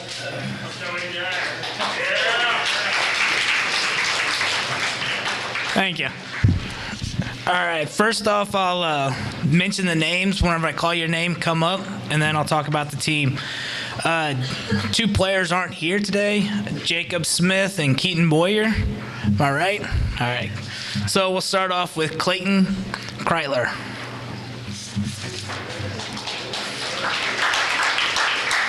There's this misconception that basketball is not this physical sport, not like football or wrestling, but every good team needs to have a player that has an edge to them, that isn't scared to get in there with somebody that's bigger, taller, or maybe even a little stronger. But Clayton's got that. It didn't matter who it was. Clayton was going to play. He was going to bang with the bigger bodies, and that helped other players that were maybe a little bit smaller get in there and get some rebounds, because Clayton would take on the biggest guy in the paint and push him out of the way. Next up is Coy Fleeg. Coy was one of our captains. He was my floor captain all year. He was my captain for two reasons. One, Coy is extremely smart whenever it comes to the game. He knows every play, where every single person on the floor needs to be. A lot of times players learn one position, and that's what they know. Coy knew every position, defensively and offensively. So Coy was like having an extra coach out there. And then Coy's also, he's always emotionally in check. He never gets too high, never gets too low. There was a Grandview game whenever he was just getting pushed around. He was getting fouled, but no call. It would have been very easy for him to get upset. I got upset. I actually got my first technical foul that game, so he stayed calm and composed, and he was able to talk to the ref whenever I couldn't. Next up is Wade Smith. Now, Wade is my defensive catalyst. We ran our zone defense. I wanted Wade to pick up the ball handler at half court. The better Wade played defensively, the better our team played. So I wanted him to start picking the guy up as soon as possible. Now, there was times whenever I had to get into Wade so that he would do that, but for the most part, he always played good, solid defense.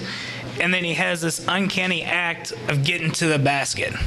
In fact, in practice, I would have to tell him to stop, because we were trying to run a play, trying to practice it, and every time he would catch it, he would just drive to the basket, and we would have to start all over. That I had to tell him to stop driving so we could run the play. Next up is Logan Foff.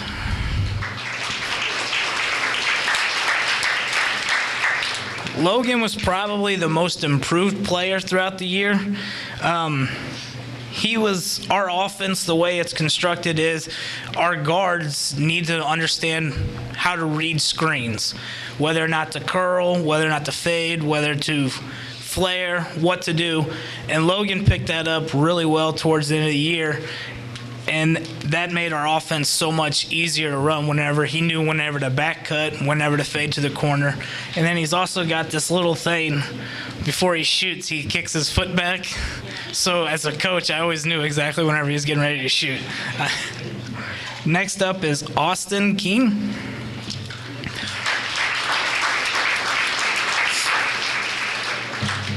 Austin was probably our best offensive weapon, night in and night out.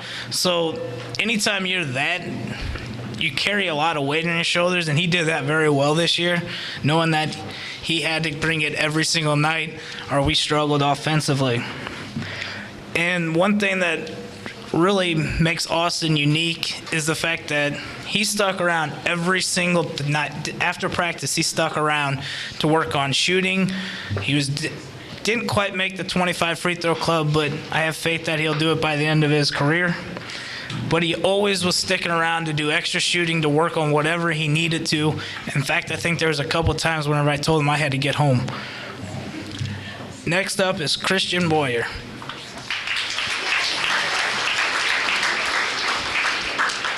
Christian sees the floor better than most players that I've ever coached or even played with. And I'm not talking just freshmen. I'm talking all together. He has an uncanny act to see the guy that's open whenever very few people would. He made it very easy for me as a coach. Whenever you have a point guard that sees the game the way you do, and I didn't have to call a play, he would just do it, and I would go along with it because a lot of times I was thinking the same thing. That's something that's invaluable as a coach whenever you have a point guard that you don't have to worry about calling every single offensive play. They just automatically do it for you. That's the freshman basketball team. This year, we started out a little bit slow, but we ended up with a 5-6 record whenever we were 1-1, but by the Christmas break, I think we were 1-3, and we ended up turning it around and ended up 5-6. These guys worked extremely hard. I threw a lot at them. They had to learn the JV plays, and then I threw a lot of plays at them for the freshman level to kind of go along with their skill sets. So they had to learn a ton of different plays, different defenses, and not once did they complain about it, and then they also ran them to perfection. These guys are also one of the funnest and funniest group I've ever got the privilege to coach. Anytime that I thought that I was getting a little bit mad, they figure out a way to remind me that it is a game and we're supposed to have fun with some kind of quirk or some kind of a joke. I can never stay mad at these guys too long.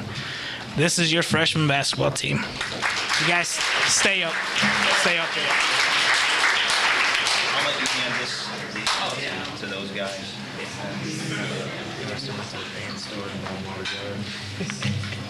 All right, this is part of our JV team. These guys contributed some good minutes to our team, so we're going to leave them up here while I kind of get started here. The first thing I want to do, we got a lot of people that contributed to, this being a fun season, enjoyable season for, us coaches. I just want to tell you players, thanks a lot. I appreciate you guys' hard work. I know we push you hard sometimes. I just appreciate you guys, appreciate our managers. We got some really, really good managers we can rely on every day, every night. We know they're going to be there and do the right thing for us, okay? Also, I just wanted to tell the Coach Coleman, Coach Meyer, I really enjoyed working with them guys. They have a real passion for the game. A real passion for the game. And we, a lot of times after practice or after a game, we would sit here for an hour, hour and a half, and we're just sitting there talking basketball. What can we do to get better? What can we do to make our team get them to the next level? And a lot of times, I'd get home late after a game, a couple hours here, and my wife's like, where have you been? And it's just like, it reminds me of our manager, Jacob Shuley, always wore this T-shirt that says, basketball is my girlfriend. And I'm just like, honey, basketball is our girlfriend. That's why we're there talking all the time, okay? So and again, I want to let my wife know, she's alone a lot without, during the season, a long season. We even put time in the off season, a lot of extra time. So I want to tell them thank you too. But it's good to see, everybody buying into what we're trying to do and trying to improve every year, trying to improve and grow this program. So first thing I'll do while the freshmen are up here, we'll just talk to them. I'll talk a little bit about them. AJ, Coach Meyer already talked about these guys. I'll just add just a tidbit there. I'll talk about Logan Foff. He didn't play a lot of minutes. We had 26 JV games. He got into 15 games. He's a guy, you know, just got in late games when usually the game was already over with. But, you know, when he becomes more aggressive, he believes in himself, you know, his playing time can improve because he's got some skills. And Coach Meyer talked about it at the freshman level. He improved a lot. Once he really totally believes in himself, he can go on to that next level. You know, Wade Schmidt, he played in 19 games at the JV level for us. He scored 1.5 points a game, and he contributed a lot down the stretch. He added some good minutes. I kept giving him a little bit more minutes down the stretch, and he started putting the ball in the basket, started taking care of the ball. He could always drive to the basket, but he really contributed. One game, I'll tell you how much one or 2 minutes in a basketball can change a game. He came in, we were playing Park Hills JV game. We were down back and forth. The game we weren't really playing that well. Coach Meyer's like, you know what, we haven't put Wade in. Let's throw him in there and see what happens, shake things up. So it was, I think late in the third, early in the fourth, we put him in there for a couple minutes. He gets a steal. We don't get a basket out of it. He gets another steal, gets to the basket, gets fouled, and gets a point. But it got us going to the point where it turned the tide, and I think that probably was one of the things that led to us eventually winning that game. So those little minute or two here helps a lot. Next guy we got is Clayton Kreitler. He really didn't come on to the JV team till after Christmas. We had a couple of injuries in this week, and we threw him in there. And he's a really physical player. I think he actually fouled out in a JV game in maybe like 2 quarters of play. So that shows you how kind of physical he is. But he did a good job for us. Another freshman was Christian Boyer. One of the things, Christian's really versatile. He could play a lot of different positions. He could play point guard when we needed him to. He could play off guard, but there was times that we played him as a 4-man.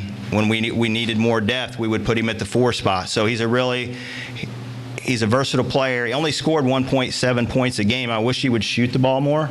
Wish he'd look to score, but he done a very good job for us, and he played in 25 out of the 26 games this year. Austin Keene, he averaged 5.7 points a game. When he was on, he could really shoot the 3 ball. I think one game against West County, he hit 7 threes in a game. And when he's on, you better give him the basketball because he can shoot. The thing he's got to work at better is using that left hand to dribble and attacking the basket a little bit more. But he gave us some really good minutes.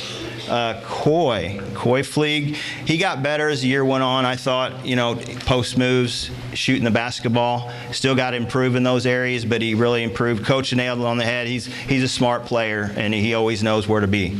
All right, I think I got all the freshmen, right? Got you guys covered? Okay. I'll start with the other guys. I'll call you up, and I'll talk a little bit about you. I'll start with one of our captains, was Sam Stolzer.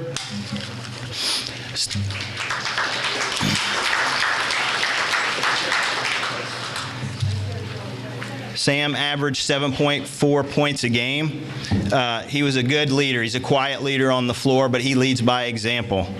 You know, he's a person of high character, and that's the kind of guys you want in your program. He's probably one of the hardest workers we had on the JV team, too. The thing about Sam, he played a lot at the 4 spot, played inside quite a bit. Toward the end of the year, I started playing him guard, and I kind of wish I would have played him guard a little sooner, but because he did a really good job there. So he keeps improving that shot. He hits some threes for us. He can play inside. He's really strong going to the basket, but he's keeps working. He's really got a good, bright future with him. One of the things about Sam, I'll tell you what kind of character the guy he is. I think about last year as a freshman, we went down to the Sykeston or the Cape Notre Dame tournament, and Sam goes up for a basket, gets a steal. The guy basically tackled him, and I was like, Sam went to the floor, and the guy's over here, and Sam jumps up, and I'm like, all right, here we go. But he goes over and reaches up and helps the guy up. So that tells you a lot about Sam right there. All right, next guy is Chad Dunsey. All right. Chad was a good leader on the floor. He averaged 10.8 points a game, and he played in 20 games at the JV level. he understands the game really well, and I thought he blossomed toward the end of the year. Really started having that played at a high level, when his confidence started rising. He's a really good scorer. He's one of those guys, you get him the basketball, he can put it in the basket. So, he carried us at times offensively. We were blessed. We had some really good guards could put the ball in the basket.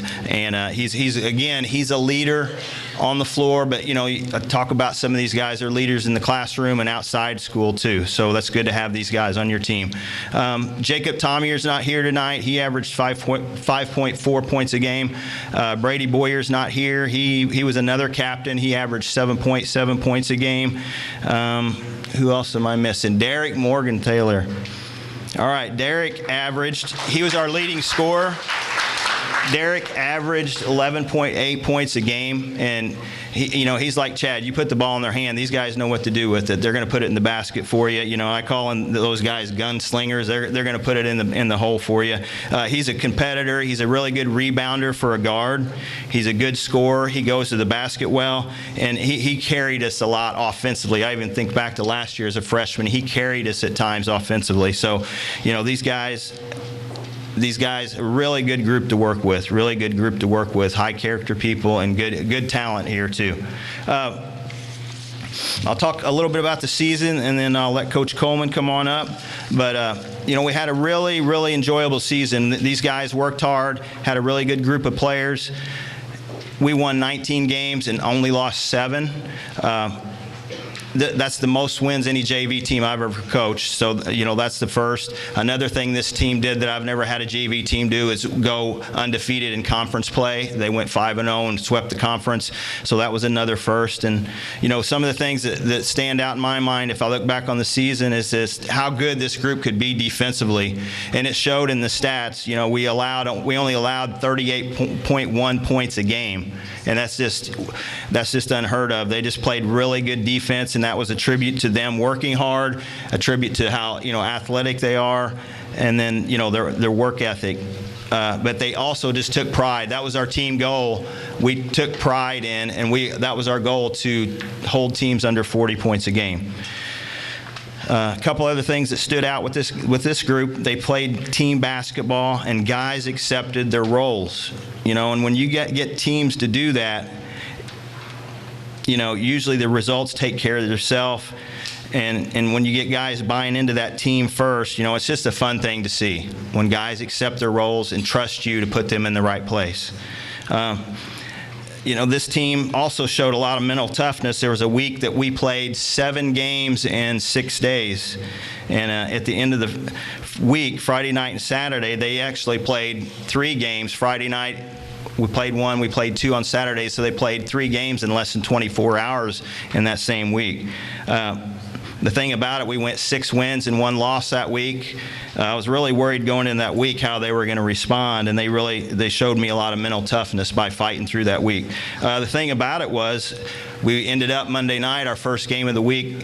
One of our leading scorers, Brady Boyer, went down with ankle injury, didn't play the last 6 games. Austin Keene missed the last 3.5 games that week with an injury as well. So these guys came together. We were tired. They didn't complain, but they found a way to fight through all that. So that shows me a lot of mental toughness, and I'm really proud of them guys for what the adversity they overcame that week. So I don't know how many teams. I really don't think there's many teams that could have went through what they did that week. I'm looking forward to these guys. They have a lot of physical ability. I'm just looking for them.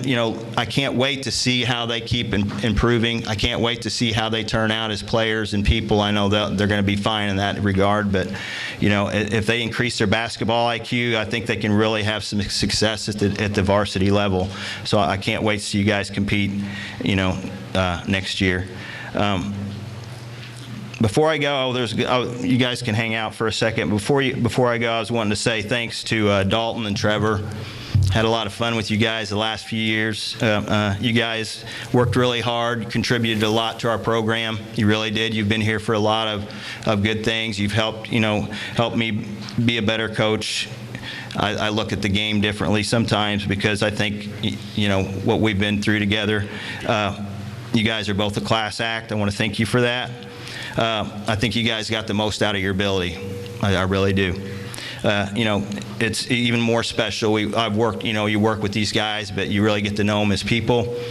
Trevor and I came up together basically through this program. I started as his AAU coach in 5th grade, 5th grade, 6th grade, on up through the years. And then after practices every day, Trevor would stay and shoot.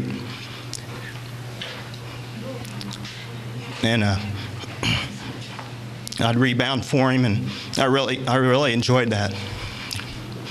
I really enjoyed that. But I just want to tell you guys thank you. I really miss you. Okay? All right. Thank you, guys.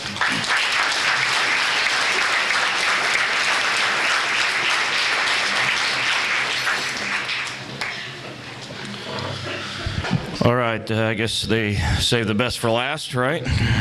I did get my manager's flowers for the first time ever, Bonnell, so I did that. And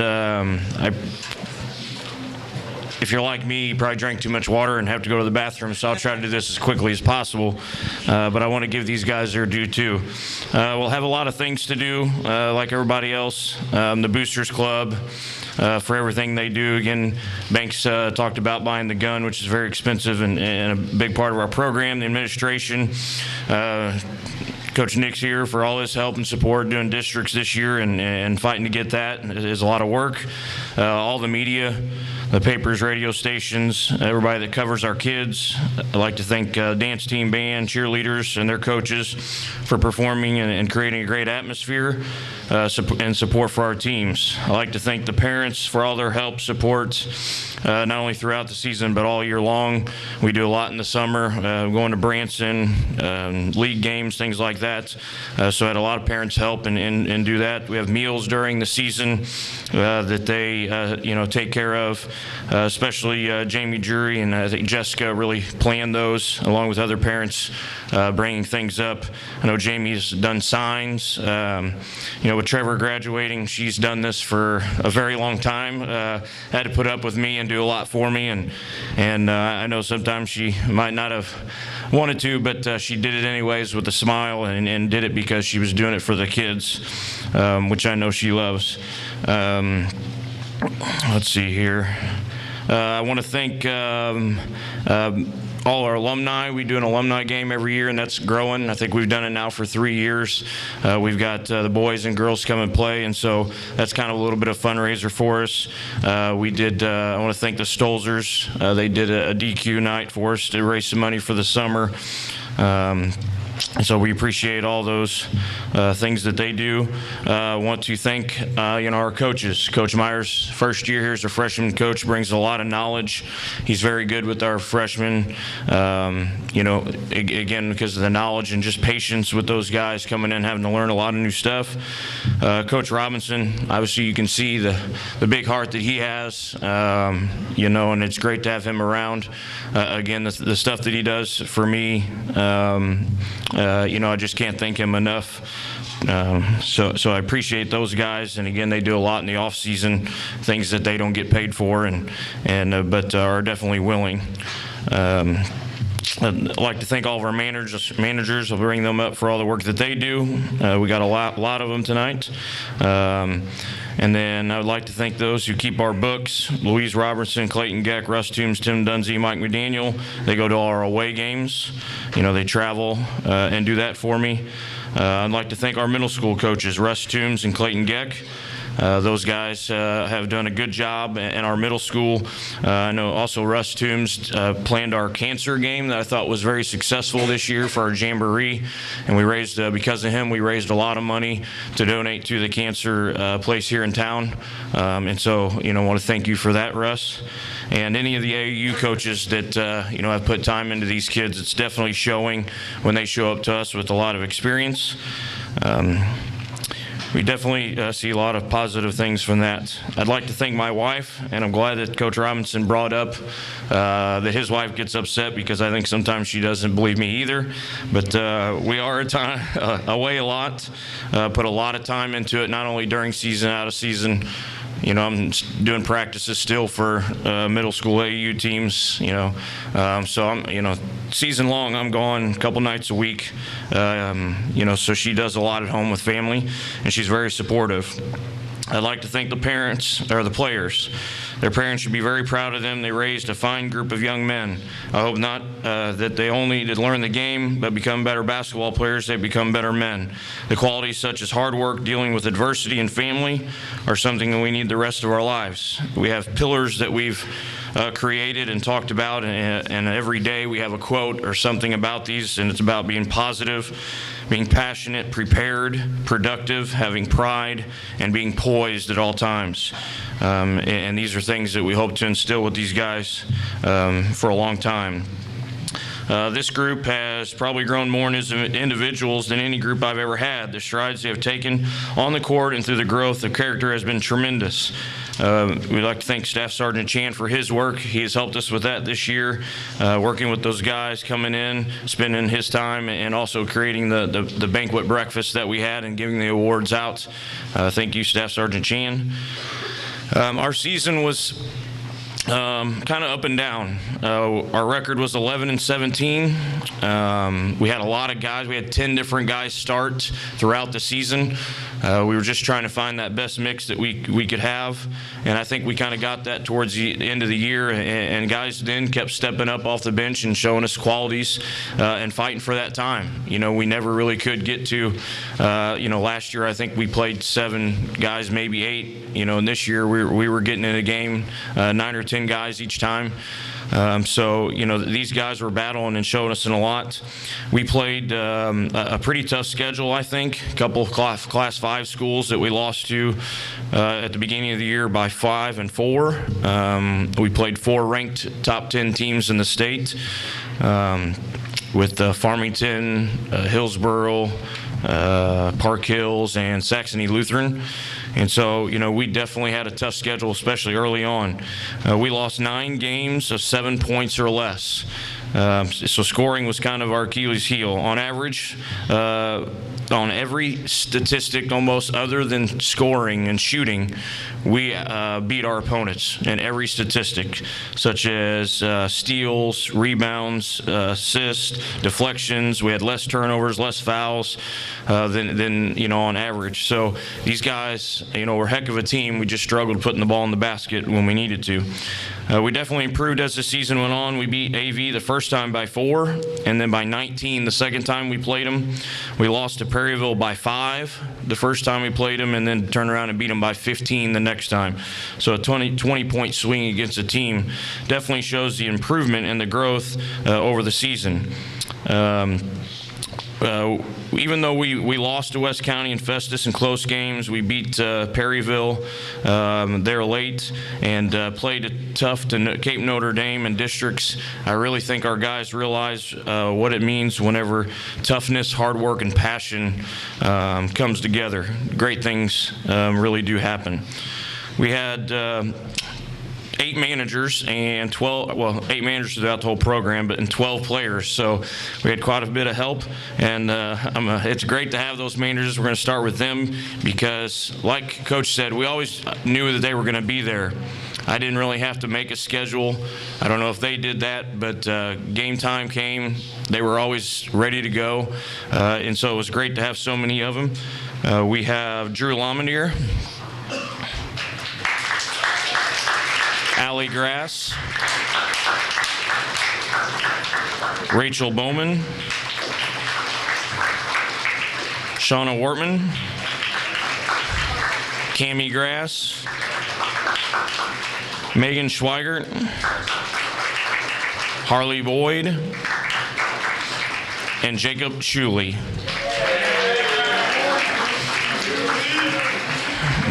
This is a great group to have. They took care of a lot of stuff: towels, filling water bottles, keeping stats, filming games, doing laundry. I think maybe that scared them off a little bit because usually at the beginning of the year we would have a couple at every practice when games started and they had to start doing laundry. Sometimes they stopped showing up. So, but again, they were always there. Just could always count on this group, and we will have everybody back but Jacob next year.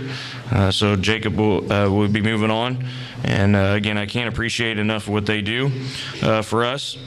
I know that they're very busy. A lot of them have other sports and clubs and jobs that they are doing, and so again, I appreciate it.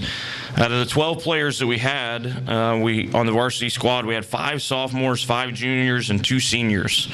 So we had quite a bit of a mixed group. The 5 sophomores we had were Brady Boyer, Chad Dunsey, you can come on up, Chase Kohler, Derek Morgenthaler, and Sam Stolzer.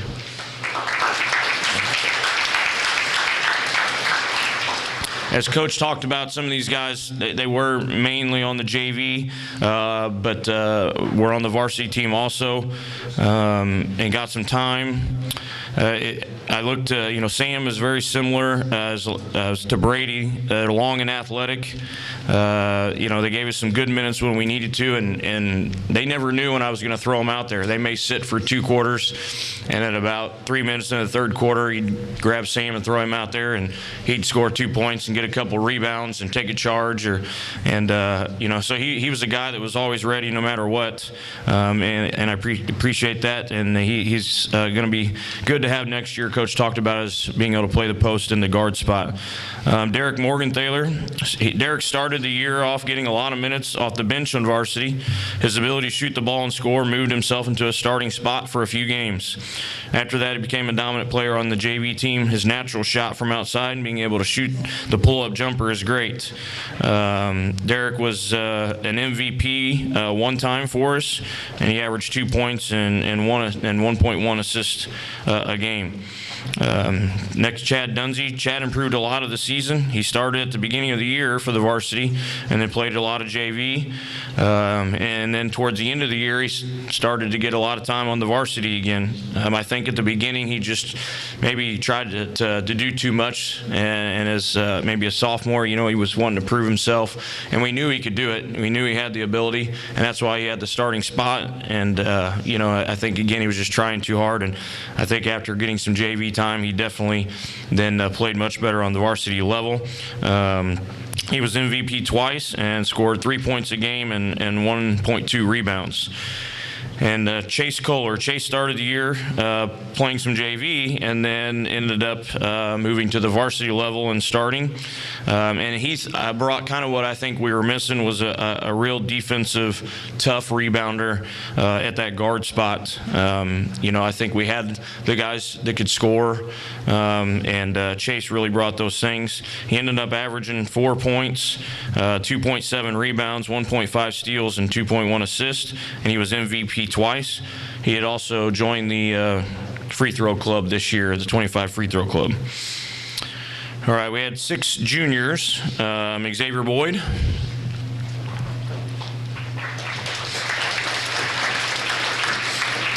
Xavier has one of the best shots and the ability to score on the team. He's a natural, has great footwork, soft touch as a post player, can step out and shoot it. And he got some quality time early. Didn't need some help in the grades a little bit, but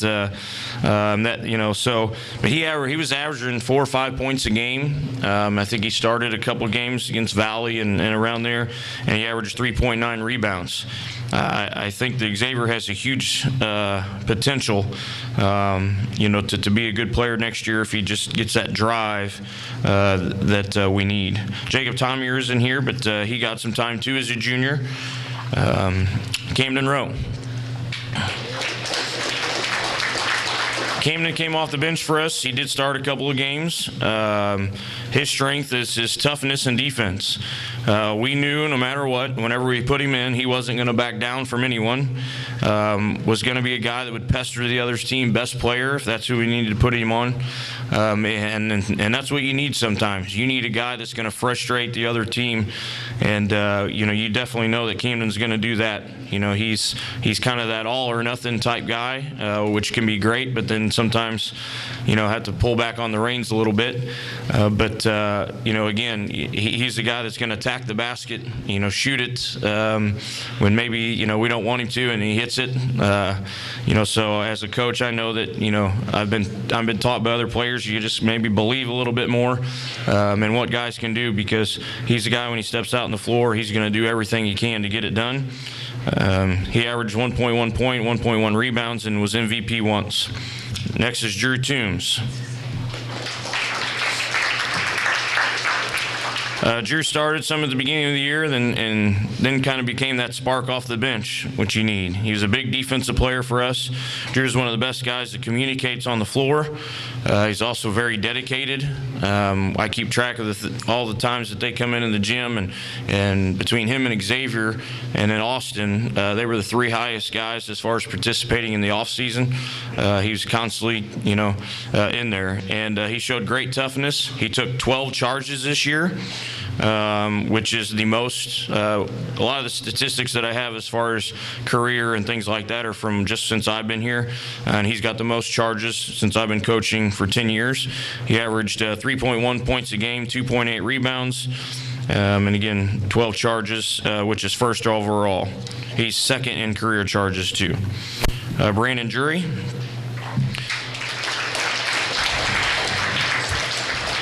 This is, they call him Big Sexy. This is Brandon's first year with the program. He started off actually in first year playing basketball since I think maybe his 8th grade year. And he started off a little slow. You could see that he was unsure of himself, but definitely made big improvements over the year. He got better at learning how to use his body and getting a little meaner inside. And I always tell him he's just too nice of a guy. He's always smiling. When you step on the court, you like to be a little tougher and stuff like that. But I think he figured that out as the season went on.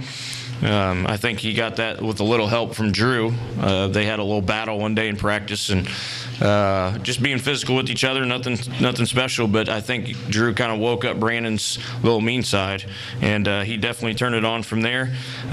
He became a regular starter about halfway through the year. He had 1 double-double. He had 23 points and 14 rebounds against AV. He averaged 6.8 points a game, 6.4 rebounds.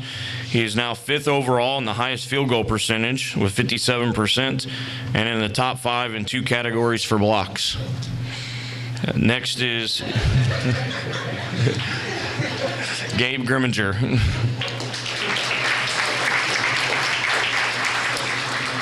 Gabe is a junior. He's started for 3 years now as our point guard. He has continued to be the great creator for others. I mentioned in a post-game interview one time that Coach was talking about a team's press, Perryville, I think it was, who's usually always pressing very well, and teams struggle with that. And I just said, well, it's easy to do when you give Gabe the ball and tell him to kind of go and get out of the way. And sometimes as a coach, that's hard to do. But when you have a guy like him on the floor, he definitely makes it easier. He's the motor for our team now for 3 years. He's got a lot of stats. He has 1 double-double this year against Valley, 12 points, 10 rebounds in 1 game. So when you look at him, you might be surprised, but he was definitely a tough guy, would stick his nose in there. He led us in points with 378, which is 13.8 a game. It makes him number 3 overall in career points, 2nd in average points in a season. He's also in the top 5 in 9 other shooting categories. He led us with 132 assists, which is 4.7 a game. And that's kind of rare to be a leading scorer and a guy who, averages that many assists. He's in the top 5 in every category for assists. First in averages and assists in a season and a game. And 1 game, he had 13 in 1 game. And he could thank Trevor and Brandon for that. He also led in steals with 85, which is 3 a game. He's in the top 5 in all categories for steals, including first in most steals in a season, first in careers, first in average steals in a season, and average career in a game. And you wouldn't think of it by looking at him, but he was 3rd in rebounds this year with 109, which is 3.9 a game. He was also voted as our team captain. He was the MVP 9 times, and Gabe was voted for 2nd team all MAAA conference and was honorable mention Class 4 District 1 all district, which is a big feat with the district that we were in. I had 2 seniors, and that's Trevor Jury's the first one. Trevor has started now for 2 years. He showed a lot of growth through the years. Trevor is someone who shows how putting the time in, staying after practice, and getting a lot of shots in pays off. Trevor's also stepped up this year, becoming an all-around player. He improved his ball handling skills and being aggressive with the ball, and really toughened up on the defensive end also. I also have seen Trevor grow as a man, stepping up with some mental toughness and confidence. I don't know if he'd want me to share this story, but he pretty much, I say, put me in my place, but he didn't really do that in a negative way. He just tried to let me know, Coach, I put in the time and I can do it, and let me go. And that's a quality that some people may not like, but I think as going through life, you got to have that. You got to step up when you want something and make that known sometimes. And I think he would have never done that as a freshman. He was very quiet and timid, and he definitely improved in that way. He learned his confidence in himself. Trevor led us in three-pointers with 69.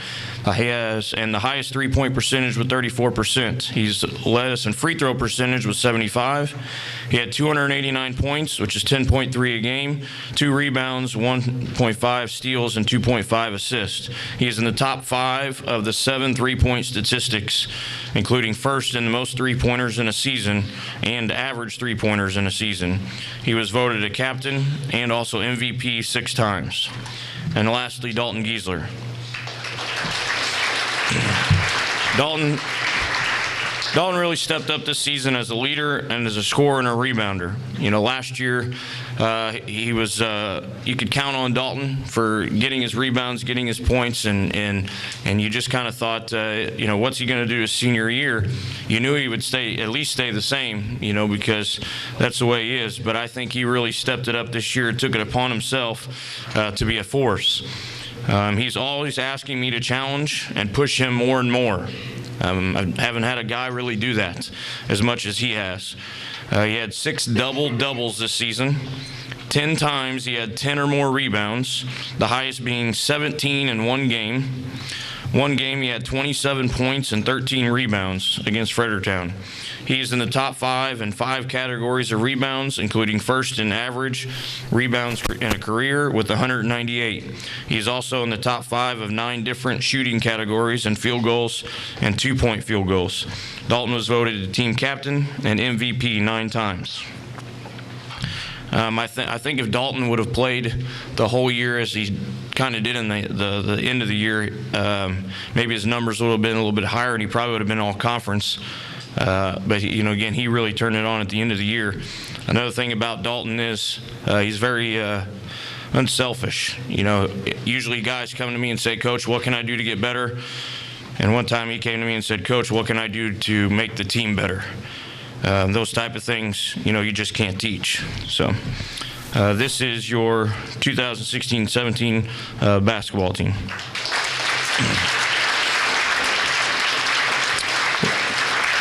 We have some awards to hand out.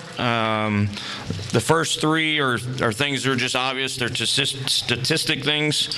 Leading rebounder was Dalton Giesler with 221.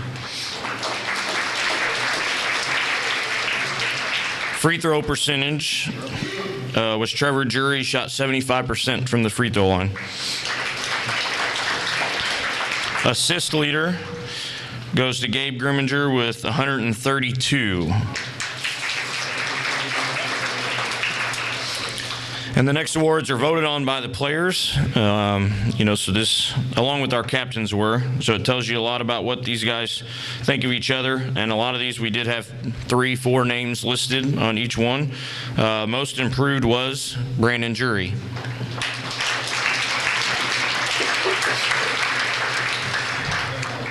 Tenacity Award, this is kind of our toughness award, and they actually had a tie.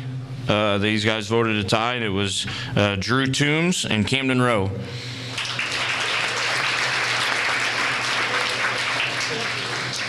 Our defensive award goes to Chase Kohler.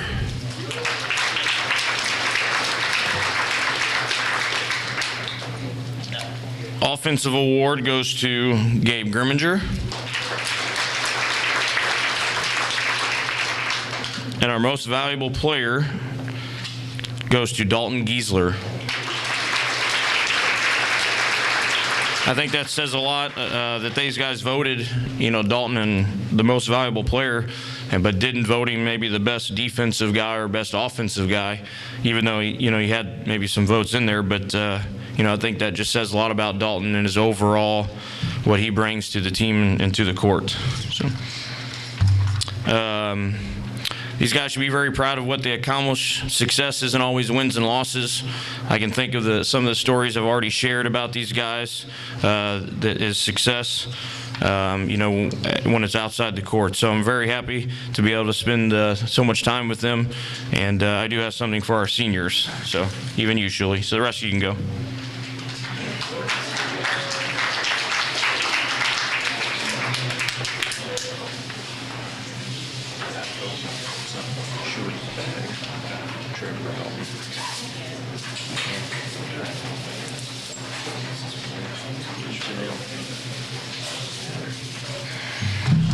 All right.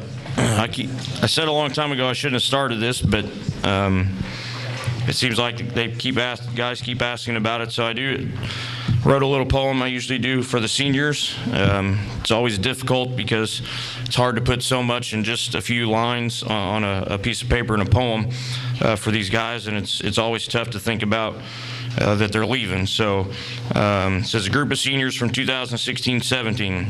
3 great guys I'm glad I got to know. With the joy it has been the last 4 years seeing them grow. One went from timid to tough, one from a goofball to a person with drive, the other from shy to outgoing. Towards the end, they came alive. It's our goals as coaches to teach the boys what kind of players to be, but this season, these 3 taught me. Jacob Shuli, always a joke to tell, he made us smile. He taught me it's okay to laugh once in a while.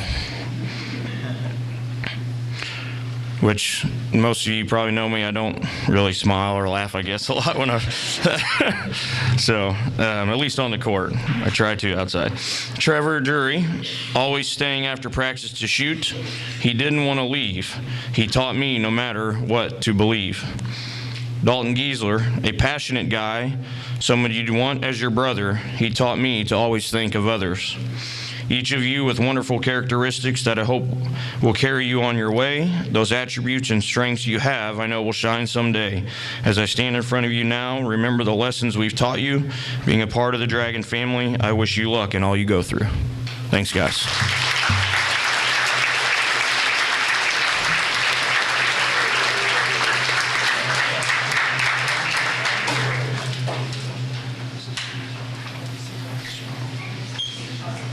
Check the shirt out, too. Hey, you might not want to All right, great job. Thank you, coaches and players. 3 things, and then we can take off for the evening, but don't leave, please, quite yet. I'm going to draw 50-50 here in just 1 second, and draw for the banners here in just 1 second. If you won an award tonight, or if you were all conference, all district, all region, all state, anything like that, any sort of postseason honors that you know of, stick around. Jason Viox will take your pictures right along the trophy case over here. Look for him, listen for him. He's not as loud as I am, so let him get you guys organized, get pictures of you, and we'll get you in the paper with those pictures soon. So meet Jason Viox if you got an award tonight or any postseason accomplishments. All wrestlers, see Coach Bownell before you leave tonight. All wrestlers. And just the 50-50 in the banner drawing. 50-50 tonight was $21. Seriously, people? There's like 3 tickets in here.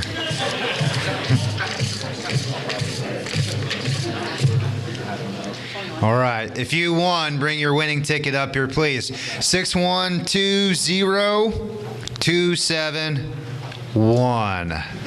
6120271. Coach Robinson.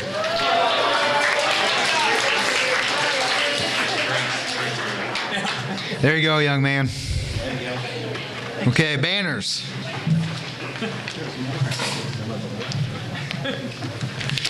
Boys basketball banner. Quite a few of these in here.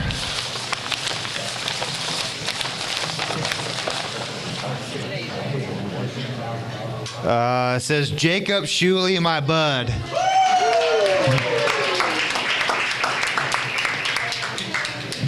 So Shuley, you can grab that on the way out, okay?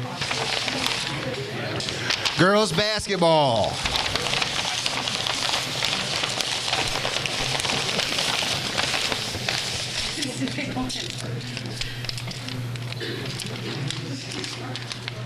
Darren.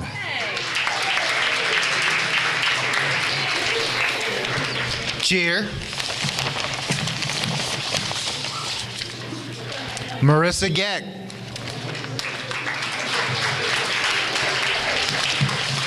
And wrestling.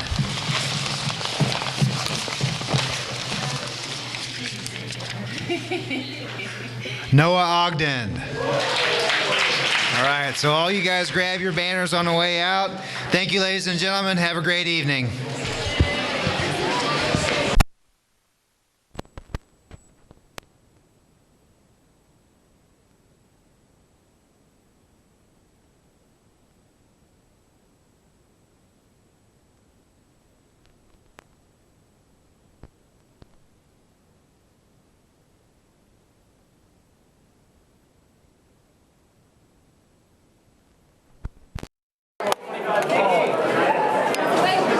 Wait.